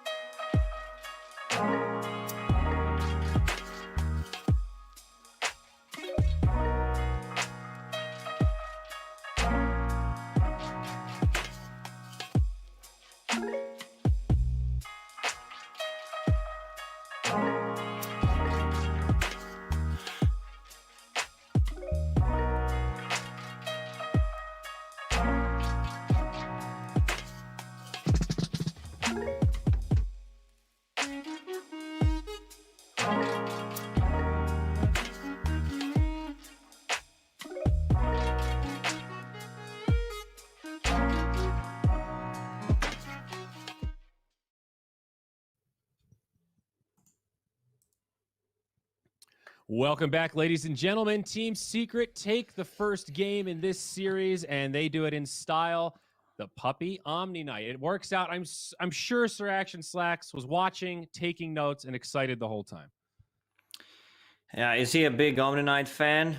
I mean, I think a lot of the teams, unless we get hit by a new patch, there's going to be much more of a position 5 Omni. It's really greedy, but, if he's paired up with the hero like Sven, who can go to jungle earlier on, leave the safe lane tier 1 tower for Omni Knight to collect the XP, doesn't matter if you die like once or twice. Also, he's fairly tanky, I think Syndrome had a great point where, like, you don't know how tanky this hero is or how much damage you're going to deal to him, how much sustain he can get through. So it sounds stupid, but if you didn't play against a certain hero for like 6 months, you probably kind of forgot. I still suggest not picking it in your pubs just yet, guys. Like, let it breathe. Not quite. Let it breathe a little bit. If Secret picked it and they made it work, it doesn't necessarily mean that your position 1 only carry from Russia is going to appreciate you picking Omni Knight. So wait a little bit. Let it become a standard pick first. I'm pretty sure there's like one guy already who played the game of Omni Knight, and he's been really toxic about his teammates, because if Team Secret can make it work, he can also make it work in his Pepega bracket. So I'm just checking out. I wanted to pull up the stats of how often Omni Knight's been played. I think he's been picked 66 times on this patch since it came out, 7.27 in pro games. That's not very many. That's not much Omni Knight. In comparison, Tiny's been picked, I think, like 800 times. So not much Omni Knight love. Exciting. It was a pretty good game from them. Omni Knight overall, like, you could see his value during the whole game. As a position 5, he was forcing Boxy to always jump him, right? He had only one target in his mind. It was always the Omni Knight in every single team fight, because if you don't kill him, he has 3 spells with which he will save his allies. So it was pretty strong. But if you analyze that first game a little bit, Team Liquid, I think they had their shots. They just missed a couple of opportunities to take good team fights. Got outplayed a couple of times, but most importantly, those rush fights, like one that happened went poorly, and the other one, they just gave it away for nothing. I think they will feel bad a little bit about that. It happens when you have Slaughter in the team. Sometimes it feels like it's a free roach for our team because of the amount of damage you can deal in short period of time. And surprise. Okay, so they banned it out. No shenanigans. We're not gonna fool around. Second ban. Slaughter. No buffs. He is one of the strongest offlaners right now. Either him or Beastmaster. Like, these 2 heroes provide so much. Like, just empowering the heroes, providing vision. Go ahead, Zayori. Very exciting. The Secret Wisp to open up this draft. All right. I think it's one of those heroes that you want to pick against Team Liquid, right? Like, you want to snatch it away from them if it's still in the pool, and Team Secret definitely can play it really well. So why not? It will be interesting to see like how they will play this Wisp. Will it be a position 5, perhaps 4, mid? God forbid. Yeah, I don't think we've seen Secret play this so far in this group stage. I'm looking back, and this is the first one, so pretty cool. Perhaps some Wisp PA once again, or Wisp Medusa strategies that we have seen in the last couple of days. With those combos, he looked really strong. Yeah, we also saw even a Wisp Gyro earlier today. Right? Yeah, it was a good Gyro game, probably less likely, but it looked good in that match. It really did. I mean, for me personally, I think Gyro is like a lower tier carrier right now. It's very hard to execute, but in the right hands, Viking as a team has been impressing me for quite some time. So if someone can make it work, it's them. Okay, they're gonna go with Lina. Lina is such a strong laner. Like, that attack speed, the move speed that you get from the passive, the AoE stun, like the range, everything's pretty good. And a flex pick can be 4-5, can be mid if you need it. I've been on the receiving end of Lina dominating my lanes for quite some time, and position 4, position 5, mid lane doesn't really matter. It's really strong. But Team Liquid, they snatch it real quick. They don't wait for it to be banned in the second banning stage. They just get their Storm Spirit. It's Spirits. yeah. I think it's a hero that puts Koikwa on a different level. Like he plays this hero possibly like his Lone Druid, his Broodmother, and Storm Spirit are my top tier picks for him. Storm Spirit, the way he plays after the laning stage, the amount of space that he makes with it is just a pleasure to watch. And picking it like this probably means Secret will need to spend a ban on Chen for one of these three, I'd imagine. Not necessarily. I mean, you're just big fan of the combos, Iori. Like we've seen It's Navi. just me. Yeah. I'm the only one. Hey, other teams have done it. We saw somebody else do it. Was it Nigma or somebody? We've seen more than Navi do that combo. It wasn't only Navi, yeah, but you don't but necessarily have to do it. Navi picks it every single time when it's available. They're just True. gonna go for it. Like Yeah, free they're mana serious refill about for it feels like a budget Aegis. Yeah. Alliance did it when they got rolled by Nigma yesterday in our last series. Didn't look good then, but still a nasty combo. Yep. I think the thing that Liquid did pick before is Storm Spirit and Spectre, which is why Team Secret ban out that hero. Like historically, you would think that Storm might be a little bit more on the greedier side when it comes to mid lane, but the way Liquid plays it, the way Koikwa plays it, it allows something like a Spectre to be in your draft, that is, and still make it work. I wasn't really that impressed with the Spectre last game, by the way. So many stacks made by Insania. Kotl busted his ass off, creating all the space for Mickey, but it just didn't deliver in the end. The Radiance build maybe wasn't really perfect. I'd say it's tough, you know. Yap's 6 cents, finding Spectre hiding in those trees was kind of what sealed the deal of that game. But yeah, Sven banned out. No surprise there. Put some frogs in the chat if you think Sven's Ags is perfectly balanced. Okay. I wonder, maybe I'm just obsessed with healing here, but I wonder if it's also Secret that'll look for a double healer. Like that Wisp on Dying is still in.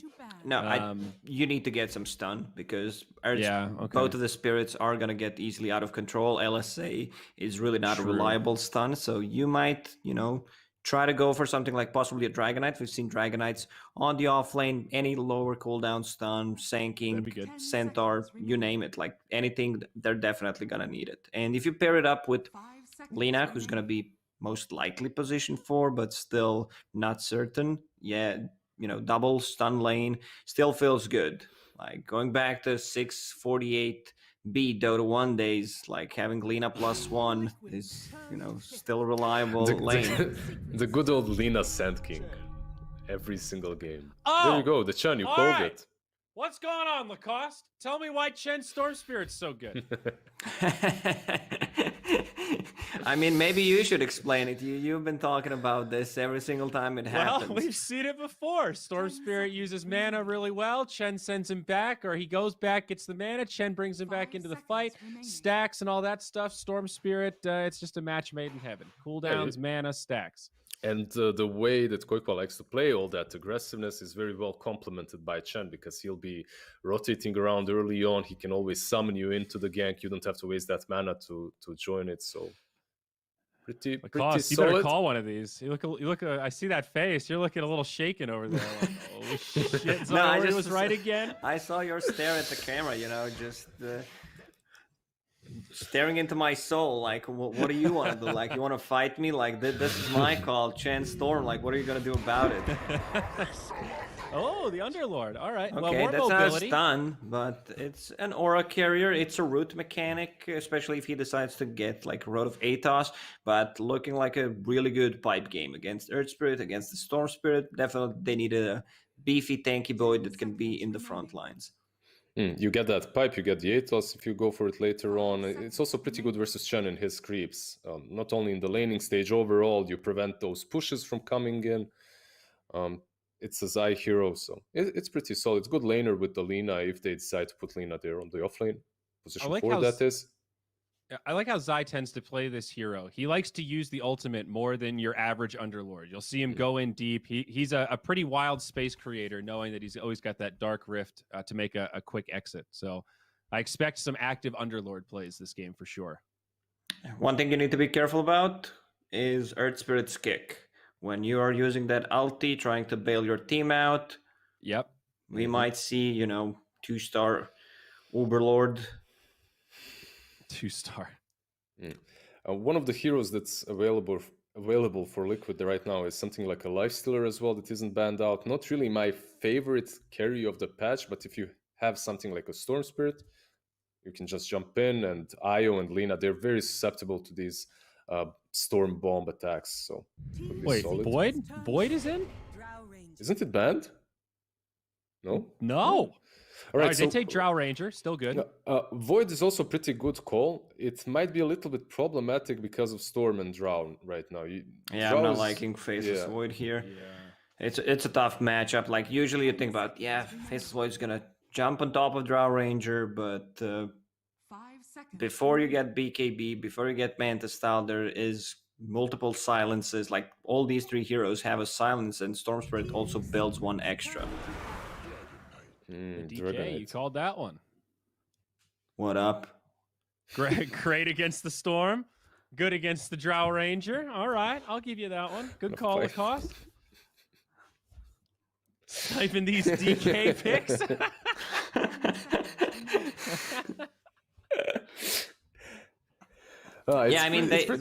It's a good laner, and they needed a hero that has some armor against the Drow Ranger and the lower cooldown stun, another beefy boy. So this implies that Dragonite is mid laner, Lina and Io 4 and 5, and they just need a carry. A lot of carries removed, though. I wonder what will end up being ideal for Secret. Usually when you're thinking about carries versus Drow Ranger, you think about these either heroes that can get on top of her, like your Void that you mentioned before, or something like a PL even. That is PL.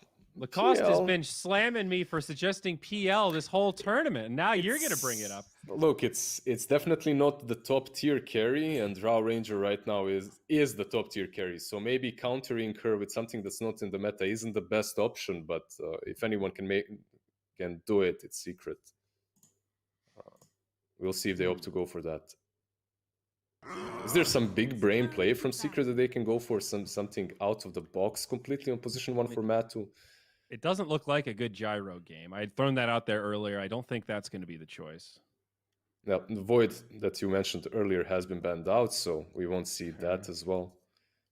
Terribly, it really isn't an option as well. Isn't even picked too much anyway, So we saw that Monkey King earlier today. Any chance about Monkey King? He can jump around, get into that back line to get on top of Drow. Sure, but I think possibly a good jug game where you have a hero that gets on top of Drow Ranger, you build into Manta Style, you also have way of protecting yourself with a Blade Fury. I think it's a tough call for Team Secret to get this pick. I think Team Liquid has a lot of ways, a lot of silences and stun to deal with the carry that's going to come out of the Team Secret. Like all of these good ones, like Sven, Anti-Mage, the ones that can close the gap and that Drow Ranger is really afraid of are banned. And they banned out Spectre and PA. Like those 2 heroes that would actually be so great for them right here. Is this an Arc Warden game? It's Team Secret. Wouldn't be that bad. Storm Spirit can get on top of you, which is kind of nice to have versus an Arc Warden, but versus Drow Ranger, he's really strong. Like, Magnetic Field deals really well with Drow Ranger, helps with Chen pushes too, so thinking out of the box, that might be the pick for them. It's not too bad. It is a tough one to call. Nothing looks good. I'm going over this hero list, and it is the PL. All right, now Lizard, you get a +1. All 3 of us today. Look at that. Sharing is caring. Timbersaw now. Okay. Right it's a good Phantom Lancer game because, he builds into Manta Style that I mentioned, and they don't have much AoE. Now with the Timbersaw, I feel like Team Liquid was already prepared with that Timbersaw pick. No matter what you get as your carry, we're just going to get Timber. So this could be problematic. If they can stay away from Timbersaw, if they don't feed because they don't have the counter for it, it's going to be really problematic, this Timbersaw, they don't have the answer. So if somehow they don't lose the game in the first 15 minutes, if Team Liquid does not have 7K gold advantage, I think Team Secret, they just need to stall the game and play for the late game, because early game should be a bit on Team Liquid side. Yeah, a little bit later on, when you get Diffusal, Manta, perhaps one more item on PL, you can just send those illusions on Timber and drain his mana, and what he's going to do, you just ignore him. That's how you play against him if you don't have a hero that can deal with him instantly, especially with the PL that is so good at draining mana. So they have some options, but I agree once again with my fellow analyst. There's a lot of pressure coming from Team Liquid. You have that Shen Storm, you have Drow Ranger. They could really take over the map, and this PL, there's a reason he's not in the meta. The hero isn't really that strong. We'll see if they make it work. All right, can Team Secret do it? Their first Wisp pick of this group stage. Only time will tell. Remember, folks, egb.com. They're below the stream on that Twitch channel, and they've got all the odds for the action coming up here for the rest of this group stage. Suns fan Synderen, we need some help here. Can Secret do it? Will this Wisp be successful? Please take it away. Thank you, gentlemen. Suns fan here with Synderen. Synderen, can you please answer his question immediately? Yeah, of course. I was just waiting for you to give your wisdom first, but as expected, there's none of that. So I will, of course, give my insight. Bro. Damn. I think it's a really, really good Timbersaw game, and it's hard for me when I've seen how Liquid played in ESL 1 Germany. They might not be in exactly the same shape right now, but some of their most standout games were with Boxy on Timber, and they were picking it early in the tournament. Now they get a 10th pick. It's good against pretty much everything in this game. All the lane matchups are good. 2 strength cores in the enemy team. I think it's going to be tougher for Secret than in the first game, but like the panel pointed out, it is a great PL game if he gets big enough. This time around, however, Liquid have a much better way of taking towers. That was something they were struggling with in the previous game. Even though they came out of the lane swinging with their Viper, they couldn't really convert it into objectives. In this game, you've got Chen creeps, you've got a Drow strategy, you've got Timber to take a tower. So I think Secret will be playing a little bit more defensive here and try to hold. I'll give Secret or Liquid a much better chance in this game than the previous one, that's for sure. But you still didn't answer the question. Do you favor them? You said much better chance. You didn't give them any chance last game, Synderen. Did I not? You said Did I say 0% chance they would win. I quote. That's absolutely what I said. I'm sure I said that. That sounds believable. Yes. That sounds like me. I think based on picks, I favor Liquid. But Secret did look better in the previous game overall. But it's also easy to look better when you get both Roshios and like 5 towers, right? So Yeah, sure. I think the teams are relatively evenly matched, and yeah, I would probably favor Liquid based on draft. Now we just need to see them play their lanes well and get into a strong mid game. Fair enough. You actually answered it after literally 5 minutes of talking. Before we get started, I do have to mention that Zai is using our Underlord set, but he has not used the Helm for some reason, which is the best piece. Instead, has opted for the default head, and I don't understand why. Why would you use the default head? Come on, you need a hooded Underlord. Anyhow, Probably doing it. Knowing Zai, he's probably doing it just to trigger you. it's always possible. The ultimate Cyborg Matt honor. on the team. Yeah, very true. Okay, I do want to talk a little bit about this mid lane. So Koikfa on the Storm Spirit, Nisha on the Dragon. Dragon Knight just felt like he's obviously this very tanky guy that will do damage to your tower. For me, he's felt very underwhelming as of late. I don't know how you feel about this hero. I think it's really good in the right game, but it's less of an auto pick than we've seen in the past. I think people have done a much better job at counter picking it. There's more willingness to buy Echo Saber because the item got buffed. People like buying Vestal when it's a good game for that. Like, for example, this game Vestal would be amazing, right? You look at the Radiant lineup, it seems like an incredible pickup. Underlord, Dragon Knight, as well as Io makes it crazy good. Outside of that, I mean, I'm not so sure really why DK has fallen out of favor, but I still think the hero is pretty solid. Good timing, the right pacing for the patch in a lot of games. So, I think his main problem is honestly some bad lane matchups, but in this game, you're against Storm Spirit, completely fine. You're just gonna free farm. Storm can't do anything to DK. Yeah, I mean, starting out with the CS advantage for sure. Has 2 points in Dragon Blood. Storm actually went into the jungle a little bit to get this bounty. Took out a camp as well, so a little bit deceiving. But Dragon Knight is ahead on the CS if you count normal creeps. Bot lane, Boxy on the Timbersaw, which you said is a very good Timbersaw game. He's left alone now in this 1v2. Is there kill potential here for Matu and Puppy?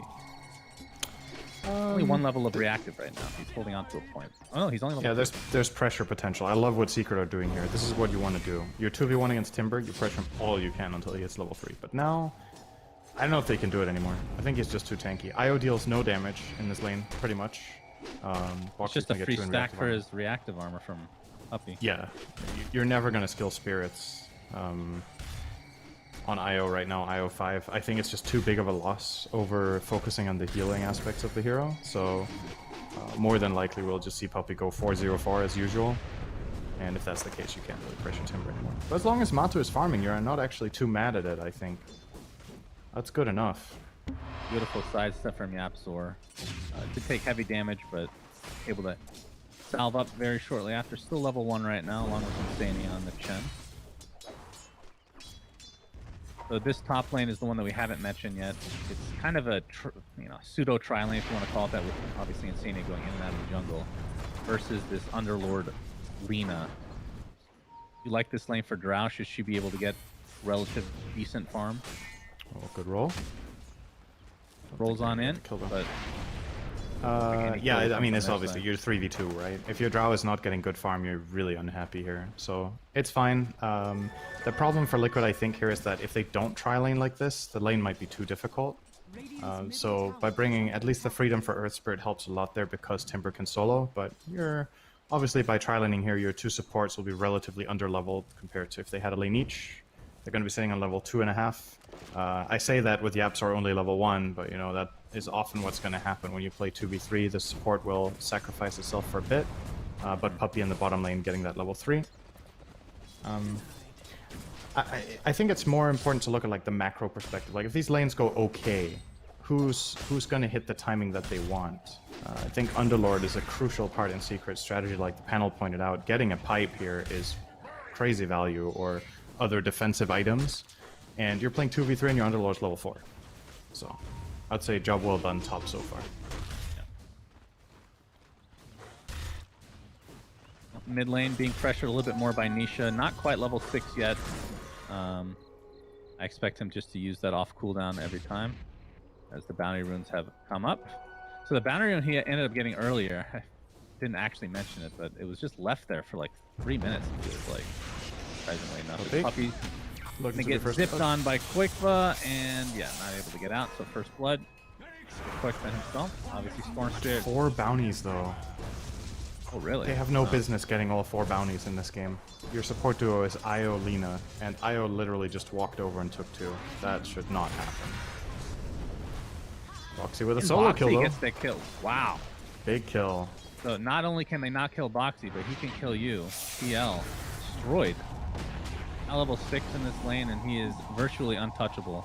Did bring out some regen, so looks like he's consumed it all. Still 3 levels of reactive armor. I can't see this hero being touched at all, especially now that Lina's in the lane at level 3. I think that was a blunder from Boxy. He didn't tank the tower. He ended up losing his siege creep to just 3 or 4 tower hits there when he was completely healthy with stick charges and max reactive armor. I don't think there was any way Yapzor was going to be able to kill that siege, but now, with that little bit of a misstep, the tower is actually fine for a while.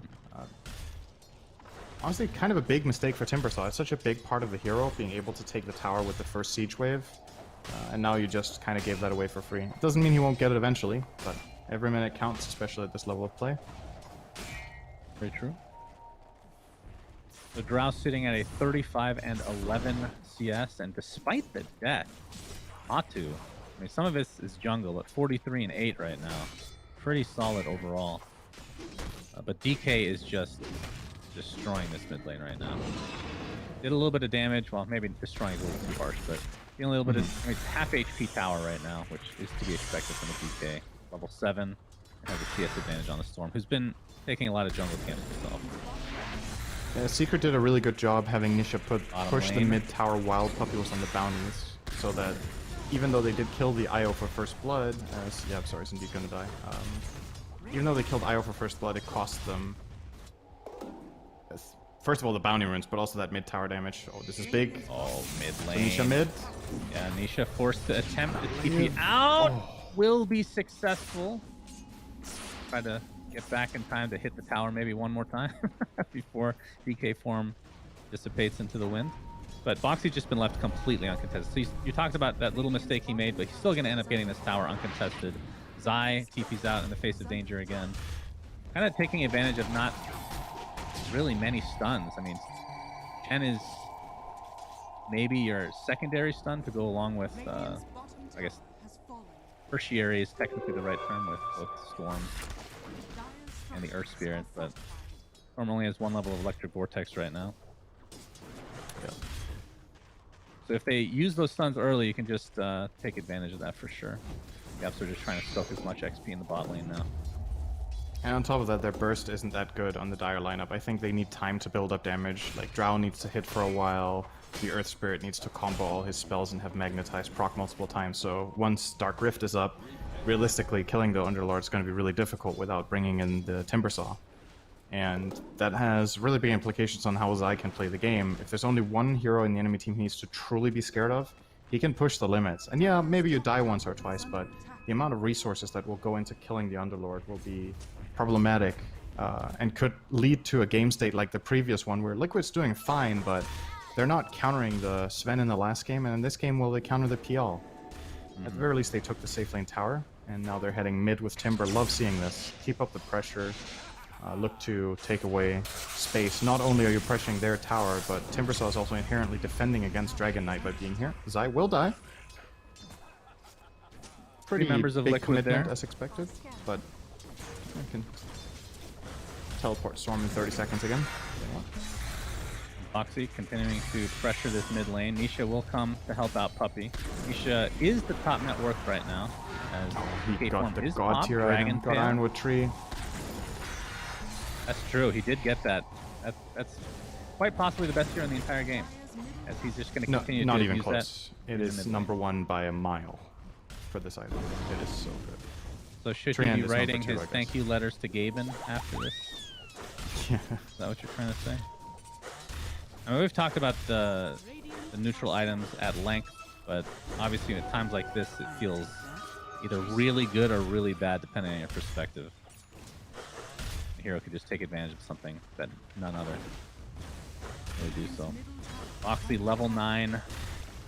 Nisha popped the dragon form, but that was with an arcane rune. No, actually, arcane rune came after. Interesting.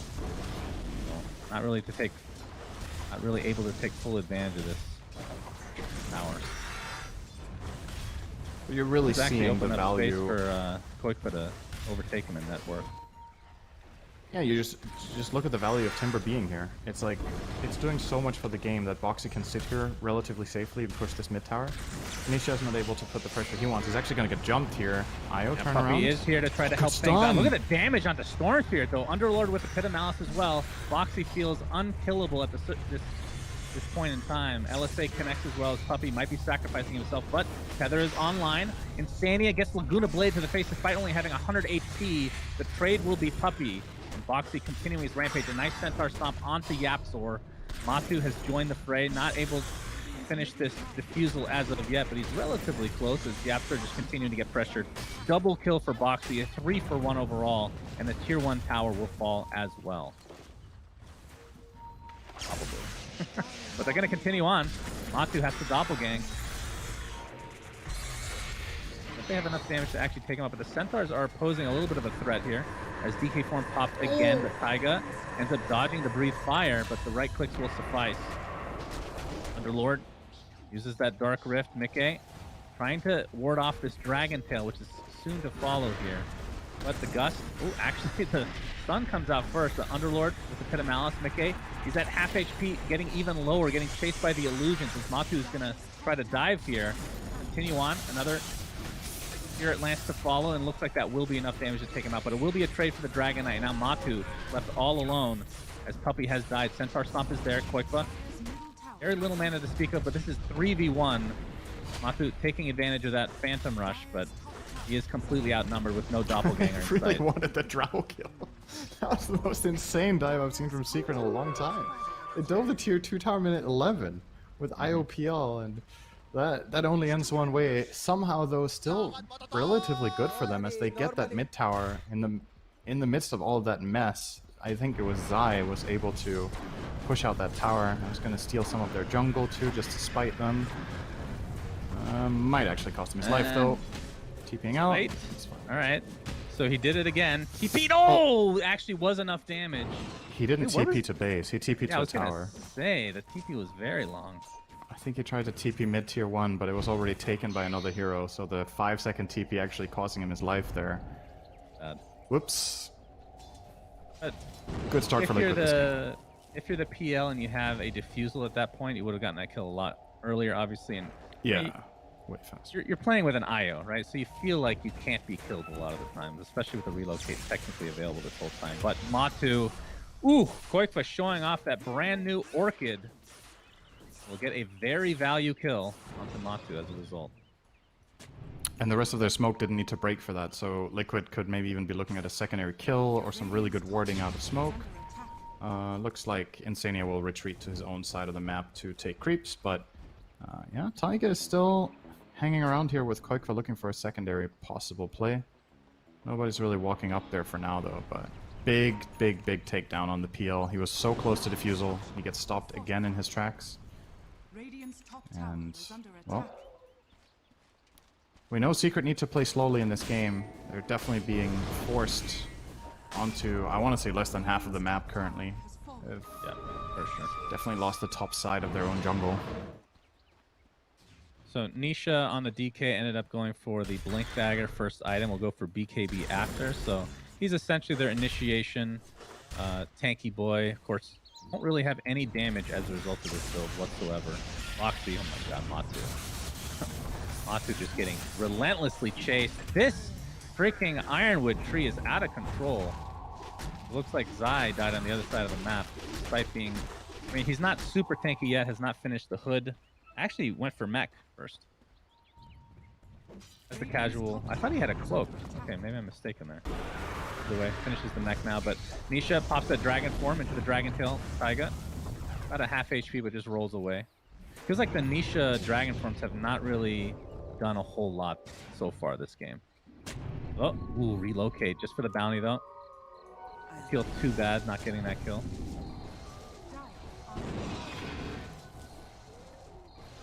But this is kind of what I feared for, like, from the Dragon Knight's perspective. And this is why this hero just feels very... I'm not saying it won't work out. Who knows what'll happen in this game, but he's there for initiation.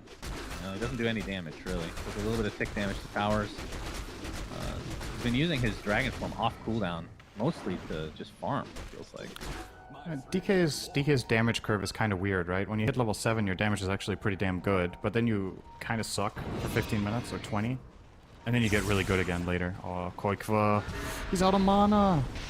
Oh, that's be a huge kill. Laguna Blade is enough to take him out. And in the meantime, Zai was getting pressured in the top lane, but able to use Dark Rift to escape. So Secret getting the way better of that exchange. You'll see Dragon... If this game goes far enough, you'll see Dragon Knight do significant damage, but it's gonna take a while. He needs that dagger, then he wants BKB in this game, which is a great pickup. You need it against Earth Spirit, Storm, and Timber. You can't play without it here, I think. Then we'll probably see either Mjolnir or AC as his follow-up item, depending on how he wants to enable the PL.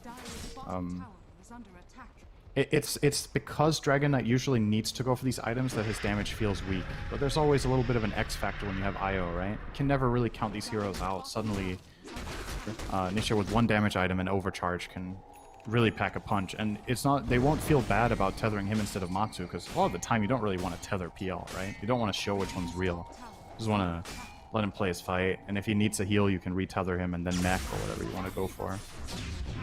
Looks like that's not going to be the case, by the way. The mech is obviously on the Underlord, so Io will go for Glimmer Cape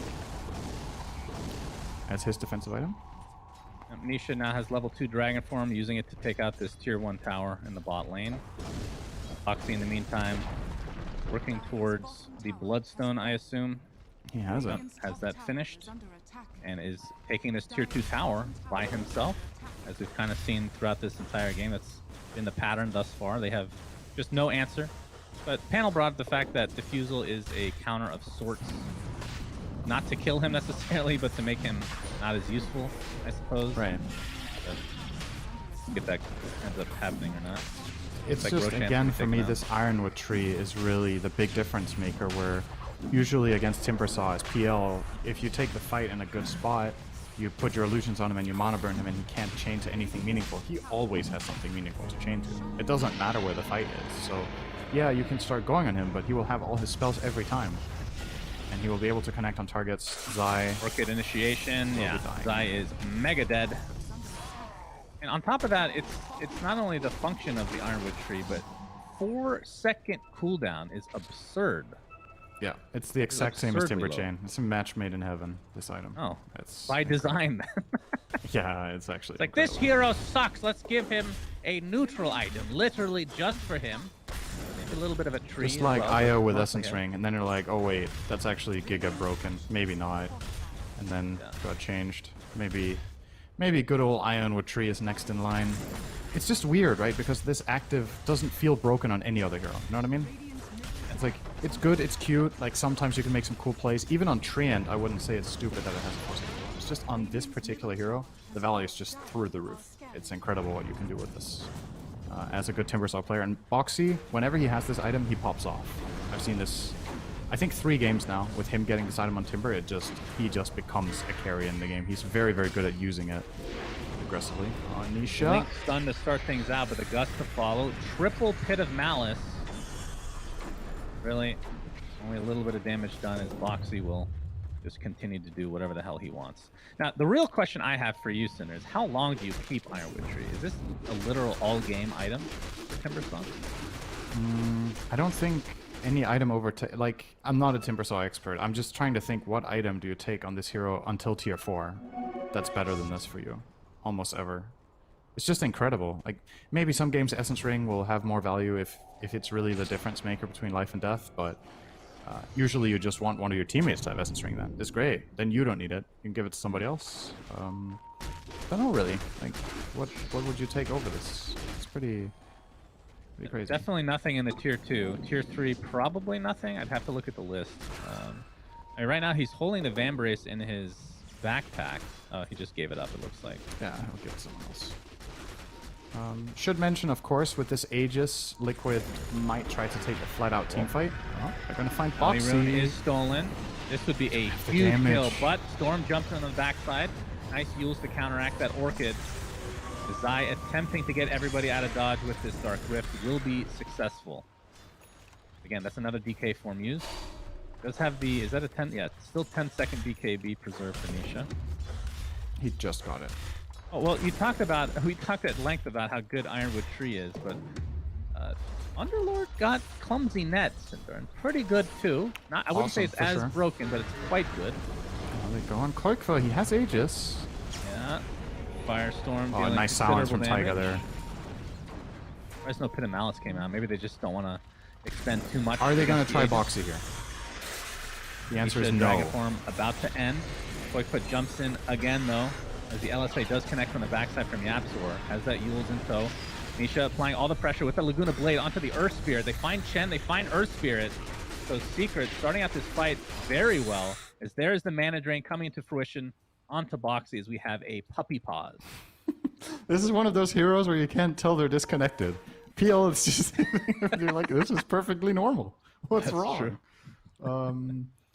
Yeah, the big read here from Secret is that Mickey is top, and Liquid didn't seem to have a way of connecting the Drow to the fight. I don't know if Divine Favor was on cooldown. There a little bit of miscommunication there, but they see that opportunity. They immediately jump on the Earth Spirit. Good relocate from Puppy as well to delay the fight and turn it around. And at this point, it just looks like cleanup crew. Even if they don't kill Timber, we're now reaching this point where the fight is so bad that his mana is burnt, and Koikva is out of juice too. So my advice for Liquid from this point is just get out. Like, let Timber die. You're not going to win this fight.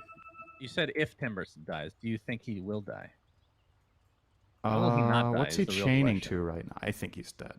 has He's not Dragon chaining to Tail. a high ground tree. He's going to go fully out of mana. He has no sticks, no soul ring. Yeah. He's toast. And I think if they try to help him, it's going to go even worse. The relocate's coming back in 5 seconds. It's a 5v3 with a Storm without mana. It's not good. If you cut the Timber here, it's not like a total tragedy because you still have your Aegis to make the next play. if you get ready in time. Dragon Tail, now he's completely out of mana, and like you said, Zai comes in with the help of Puppy, and they finally get the kill on Boxy. Matu gets a triple kill, half of which he was disconnected from the game, so congratulations to him. I'll take that. That was the skill needed for players. He, of course, has the... does he have Manta coming? Oh, sorry, he's still building. He so almost has it. He actually does have it, right? The recipe is flying out. Or... maybe, yes, no? Yeah, he got it. Okay. So... this is really big. Obviously, getting 3 kills on PL, it brings him to top net worth. You're still behind on gold, but that fight was crucial, not just because of those kills, but effectively you might have wasted out the Aegis timer too. Liquid have 1 minute to make this power play with that extra life, and they just didn't find it there because they didn't bring the Drow to the fight. So letting that expire is honestly a pretty big loss. They will try for a bit of a poke on Zai top. There's more than a poke. That's considerable He's dead, damage. actually. I don't know who pokes you in real life, Syndrome, but that was deadly.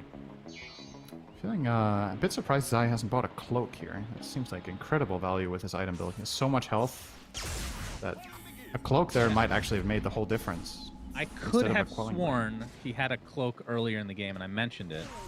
I could have been buying quick it on now. He somebody put in else. quick buys like, wait, I don't have cloak? Definitely the item to get here. Very much agreeing with that. I even think he should finish the hood. Like instead, I think he was building towards. Was he building towards Greaves? I think finish the hood for yourself. Make sure you're able to stand in the fight. Okay, Storm. Quick, we're gonna use the Aegis mono regen here to full effect. Force BKB TP out. Yeah, And damage being done by Mickey, okay, but not that's enough. Good value out of that regen at least. And his Bloodstone is almost complete. He needs 150 gold, so 1 wave coming up here. So Blink Dagger now on Yapzor, who is now queued up for an Aghanim Scepter after the fact. I already bought the recipe actually for Greaves, so not super far away from finishing this bad boy. Just needs Arcane Boots. He's still got the cloak on the way though. Bit of an awkward build-up phase for him here. Yeah, for sure. And then on the other side, what are the items of note? Storm obviously has the Bloodstone Orchid combo. We'll be going for the BKB, it looks like. Mickey, in the meantime, trying to finish his anti-style, but still about 700 away from doing so for that ultimate orb. Yapzor actually blinked in. Yules into LSA. Laguna Blade is available. We'll expend it. It's a pretty tanky Earth Spirit, but they will find it thanks to the help of that trusty, clumsy net. In the meantime, Chen dies on the backside, so this turns into a 5v3 as Dark Rift surprisingly used. Really weren't in any danger. Cancels it. JK lol.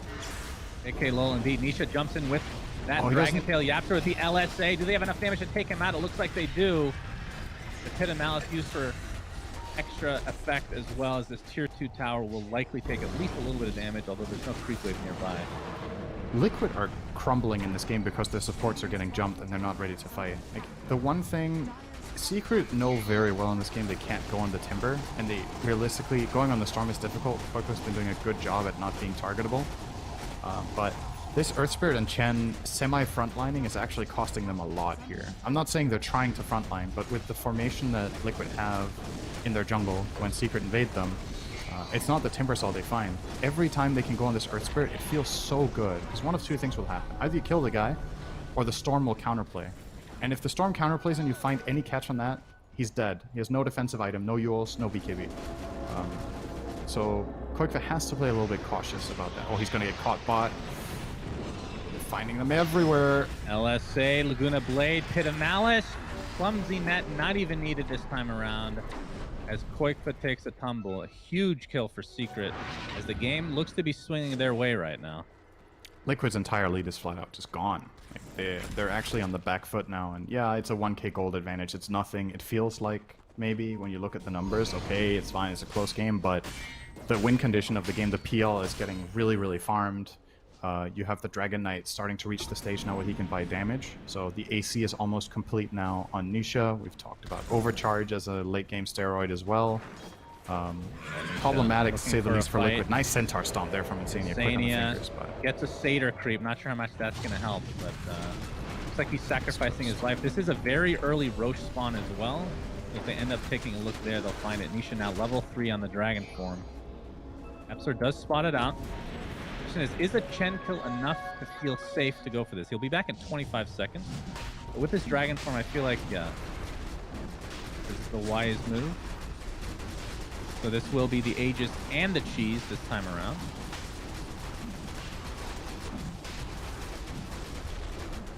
And I think that but Liquid, it's going to look very different this time, right? Like, Liquid didn't get to use their Aegis. I would be so shocked if Secret don't get to use this one. They have a very straightforward way of using it. They just need to initiate any fight with Dragon Knight, and PL is free.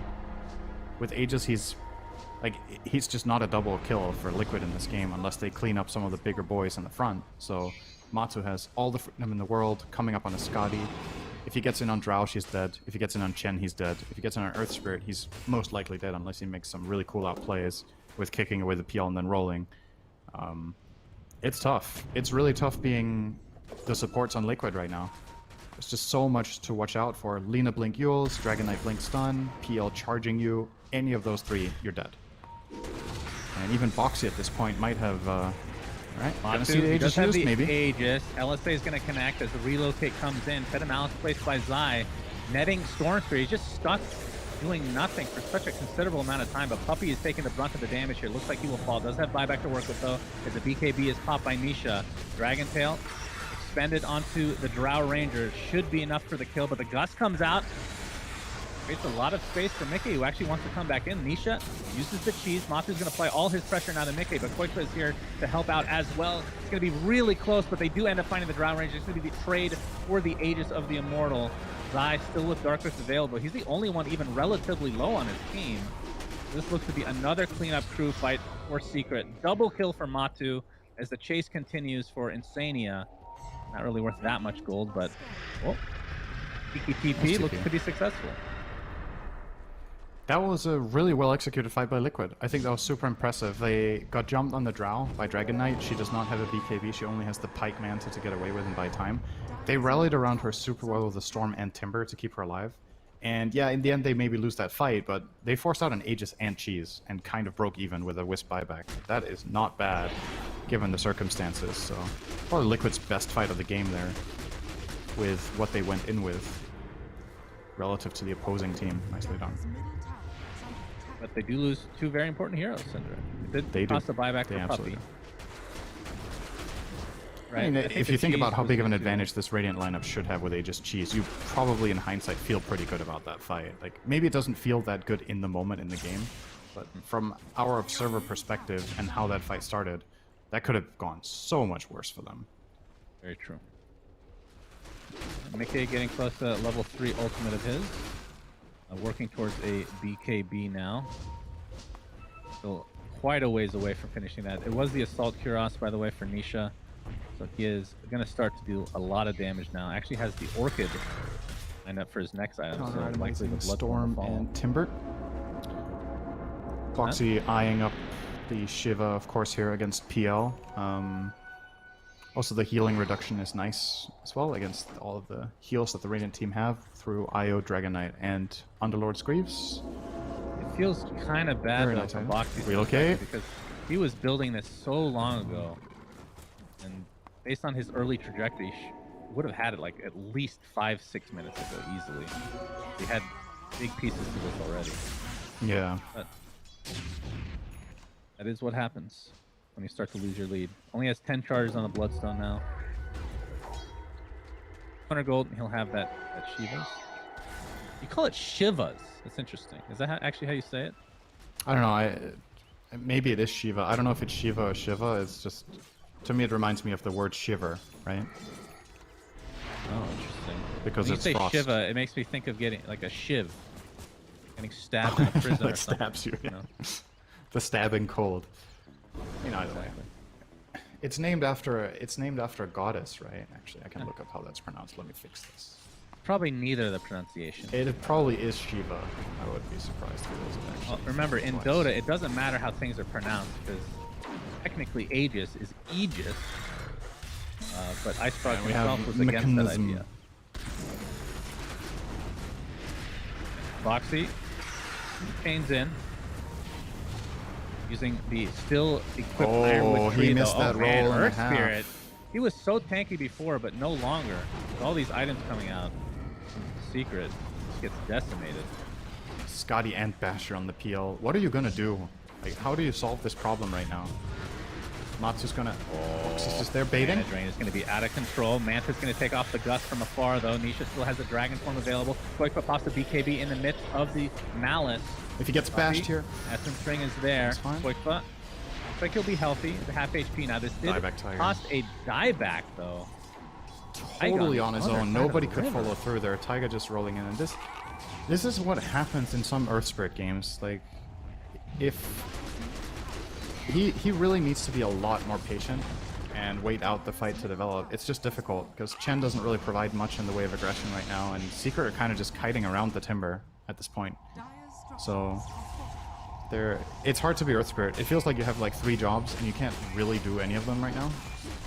This PL just running at one core after the next, just killing them one by one or draining all their mana. Backdoor protection is there, though, thanks to the Storm Spirit shenanigans. Actually, though, he's going to be found out. Yapsor with the Yules into LSA. Nisha, Dragon Tail to follow. They don't really have that much damage yet because Matu is not in the vicinity right now. Underlord, Rai will live through the engagement, but there is Matu in the enemy base, as expected, just forcing them out. All the pressure is being applied to Mickey, and there's absolutely nothing they can do, seemingly. We'll find the kill basically on the doorstep of the fountain. Chen getting bashed up, will be brought down. Mickey forced to buy back. A lot of damage now onto Matu. This is actually a death. No Aegis in tow. But he's going to pay the ultimate price there. And still no racks to follow. This could be a good comeback mechanic for Liquid if they're able to find more kills off the top of this. Yapsor will be the 4th. This is so funny to me because it feels like the identical play to the mid-tier 2 Towerman at 12. Literally the exact same situation. PL diving like crazy to kill Drow, barely gets her, and then they can't get out after with IOP on the die in base. This time around, though, they get a buyback out of Drow. But honestly, if you're Liquid, you still take that. Like, that was looking really bad. You definitely could have lost Elena Barracks or more. But bloodthirsty Matu there, probably going a little bit too deep for that Drow kill. At some point, you just get stubborn, right? Like, oh, you know, she's like 10% HP. You just need that one bash. He gets the bash, but then I think Koikva slowed down all of his illusions with the overload and couldn't connect. I mean, if you play that a little bit more disciplined and you assume that they have buyback, which I guess you have to assume at this case if you're going to go to the freaking fountain. It gives you a lot of extra seconds as he has to heal from basically 0 HP to be able to take that rack. But it is Matu, you know, we can't really sit here and backseat too much. He is a TI god, a lot of perspectives. Even the And best again, so are make a lot of mistakes, players. Shannon. Even That's the not best true. make mistakes. That's I not think if true. Matu goes back and watches this replay, he won't be like, that was a great play. I'm pretty sure he will feel like that was not good. And Pretty sure he'll laugh about it and say, I'm doing that next time again. So, knowing Matu. no regrets. Indeed. Roche is Well. about to potentially spawn, and we're looking at a long respawn timer, 225. So Secret having to map control for a while if they want to grab that, but should be the next big objective for them. Get an Aegis on PL so he can dive the fountain safer, and you'll be good to go. Abyssal will come up as well. And that, honestly, that's a big game changer, right? The Abyssal on PL, then these chase sequences on Drow just get so much shorter. You will way more easily be able to get that damage in. Yep, for sure. So we do have the tier 3 items coming out, and Ironwood Tree remains. So I'm hoping this game will extend to tier 4s, so we can get the ultimate decision. In fact, I hope this goes 60 plus minutes, so then we can really see the power of the Ironwood Tree. If he keeps it then we know it's truly busted.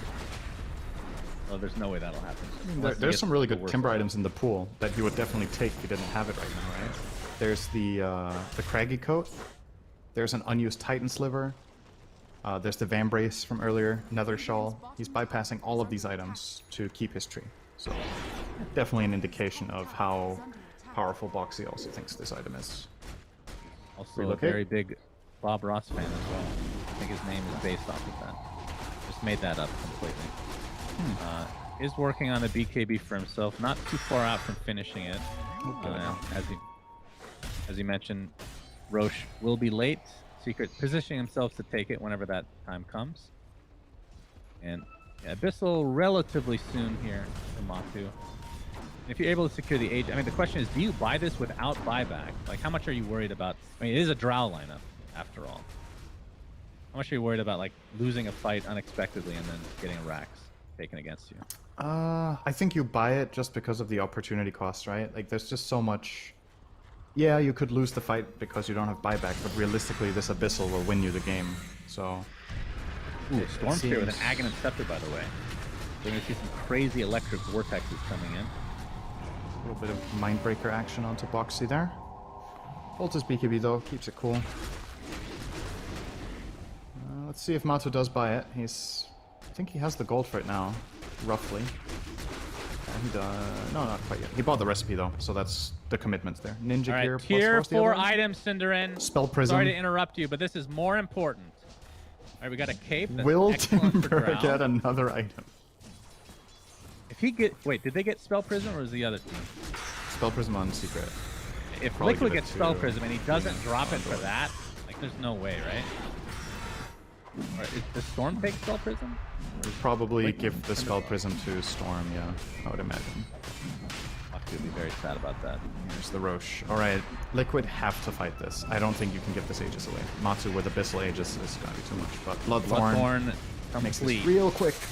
Oh, the Storm? zip on in, gets tough the electric vortex with that Aghanim Scepter. Not able to pull him out of the pit though. Boxy pops that BKB, just gonna stick his fat, juicy BKB self in the pit, but the Roche is still relatively decent HP, so they're not worried about the steal. And the jump in onto the Earth Spirit, as we've seen so many times before, but the heal coming out from Chen, keeping him alive just a little bit longer. Phantom Lancer is not going to be the focus from Team Liquid. It's a 5v4 in Secret's advantage right now, though, as Storm Spirit going back and forth. Very little mana to speak of now. Electric Vortex not for another 5 seconds. The Gust comes out, and now the retreat for Liquid, but the damage being done to Storm Spirit looks to be irrevocable. And that is 95 seconds on the deck. Timber Saw to follow. No buybacks to speak of, so a free Roche, 3 racks, whatever the hell Secret wants. You know what Matu wants? He wants to get back in that fountain as fast as possible and find that Drow. Hey, he can ninja gear in the fountain when everyone's dead, and it won't get attacked, right? So, anything's possible. I feel like I'm almost watching a replay of the last 3 fights, right? It's Earth Spirit getting jumped by Dragon Knight. They collapse. They try to kill PL. They fail because he has Manta Doppelganger and an IO healing him up with the tether into Holy Locket.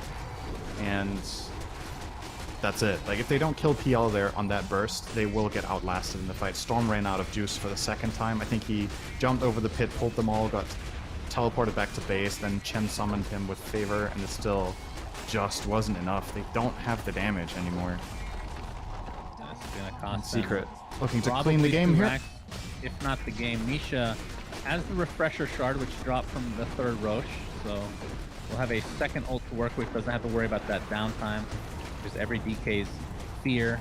So they get the 2nd racks, and now they're just going for throne because the tier 2 is still up in the bottom lane. But initiation onto Mickey on the footstep of his fountain again, but he is just destroyed. The Bloodthorn, extra damage coming out, just way too much to handle. Zai doing the old Dark Rift in place.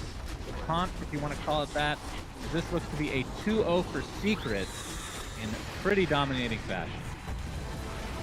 Yeah, it looked really good today. I think this game for me is a lot more impressive than the first one, because in this game they were truly pressured. The Timbersaw was causing them a lot of trouble, but they made some really, really good, I think play calls is like the thing that won Secret the game more than individual plays. It's just the understanding of, okay, these are the problems in the game. Timbersaw is a huge issue.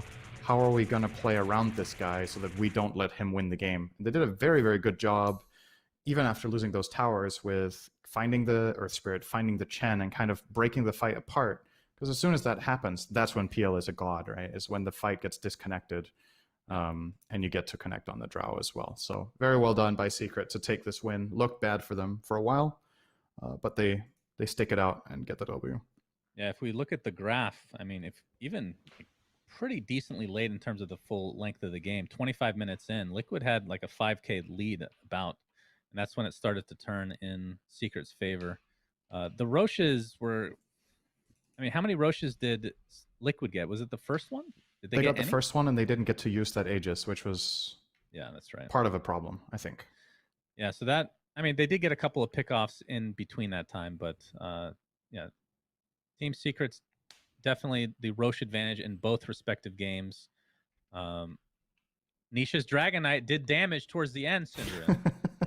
Now, to be fair, I've been seeing a lot of offlane Dragon Knight, which is garbage. I'm just saying that emphatically. Absolute garbage tier offlane hero. Does nothing but survive. That's all he does is survive and then does nothing as a result. Just remember that in your pubs. Don't pick offlane DK.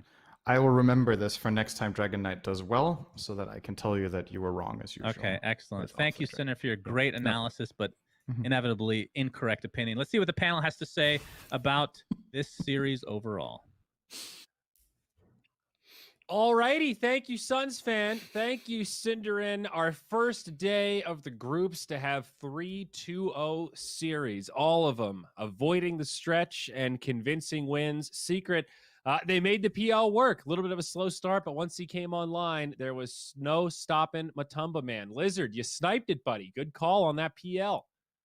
Just like Sin said, they've recognized the problems, but they managed to play around them and execute properly. And that's Secret. That's really what they are. Picking Omni Knight when it's necessary, even though it's not a meta for Omni Knight. Picking PL when it's necessary, even though the hero isn't really considered that strong. And just making it work. Like, those mid-game engagements were so on point from them. Underlord, I think, is the unsung hero. He did so much work. Didn't go for Pipe early on, went for Mac, but still gave a lot of utility to his team, and those controls were so good. Like, he had the clumsy net, he had his what's it called, Pit of Malice to work with, catching Storm Spirit and Earth Spirit all the time. Lacoste, thoughts? Oh, buddy. My mic is muted, never mind. I didn't say too much because I was saying stupid stuff, so I just had to mute myself. Yeah, I think Yapsor had an amazing game, just his positioning, Blink Dagger pickup, Yule Scepter. He was setting up so many kills against like these maneuverable heroes like a Storm Spirit, Timber, Earth Spirit. Like, you try to roll, you try to Timber Chain, it's going to get interrupted. And in the end, finishes that Aghanim Scepter, pure damage, burst. Man, I was a bit worried, for Team Secret in this game. Like, early game did not go well. Kind of expected. You're playing into Timbersaw. There's no counter to it, but we've seen this so many times. I think everyone knows Timbersaw is going to fall off eventually. Even though Boxy had an extremely good game, taking a tier 1 tower on bottom, putting some pressure on the mid tower. Team Secret, like, they were afraid. You could see that, there's no Diffusal Blade on Phantom Lancer. They're still trying to fight, but man, Matu is the king, diving tier 3 tower 50 minutes in just to get a kill in Drow range, and then diving Fountain once again. And it's just like they were never afraid that they're going to lose that game. For sure. A lot of healing done by Team Secret also. 12k healing done by Puppy on the Wisp. 10.6k done by Zai with those Guardian Greaves and Mech. And of course, Zai also did 16.6k damage. So, yeah, tough one for Liquid to cut through all that. We do have an interview, though. I think we've got Puppy about to join us. Puppy, my friend, can you hear us? Yeah. Oh, thank you. How are you, buddy? How you feeling after the 2-0 here over Liquid? That was a sloppy second game, but a win's a win. It's good. We haven't won for a while. What was the dialogue like when you saw that PL diving towards the fountain there? What were you saying in the comms? Pretty good move. That was pretty much what I said. I mean, I went with him. If he wants to go, we're going, I guess. Ride or die. I love it. Yep. All right. How mad were you when you saw Ironwood Tree being picked up by Timbersaw? It seems like it's the hero that, the item that he gets every single time. It's literally the item that makes him way more powerful. But what you gotta do. Dota is about luck a lot of the times. Congrats on winning. I'm just wondering, like, besides the series, who do you find the most broken hero of the patch? We've been in this patch for quite a long time. Some heroes just come in and out. Like, there's a cycle of heroes that are good at one point and bad at the other. Who's the strongest in your opinion? The most broken? I mean, I think the contender in this world right now is Slardar, probably. Just chilling there, being annoying. It's removing too much armor and stuff. It's like the last patch that happened on like end of July or something.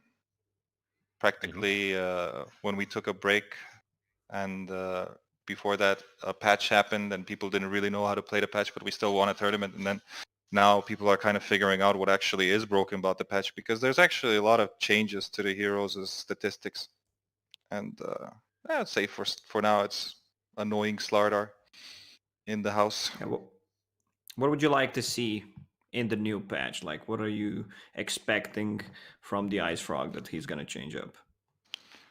I don't know. Like for now, I just seem to see that a lot of heroes are not really viable anymore. You can't play Naga for like 5 years, even though Naga's not a hero that I want to see in Dota necessarily. I'm just saying, like, some heroes are just kind of like, they're dead, right? They're fucking dead, and you might never see them. But at the same time, maybe it's a good thing, because who wants to see Naga in the first place, you know? Yeah, definitely. They should nerf Slark again. Puppy, you're 30 years old. What's your training regimen like these days? Are you slowing down at all? How many pubs do you get in per day on average? I mean, this year I played more pubs than any year. So I'm guessing I play like at least 6 a day or something. That's without scrims, right? How many Yeah. scrims on top of that as well? I mean, I'm just depends. Right now, the scrims are really low because Christmas is coming and we're not really, we've played a lot. It's hard to keep it up. I guess it's what people are really looking forward to is actually having a patch, to be honest.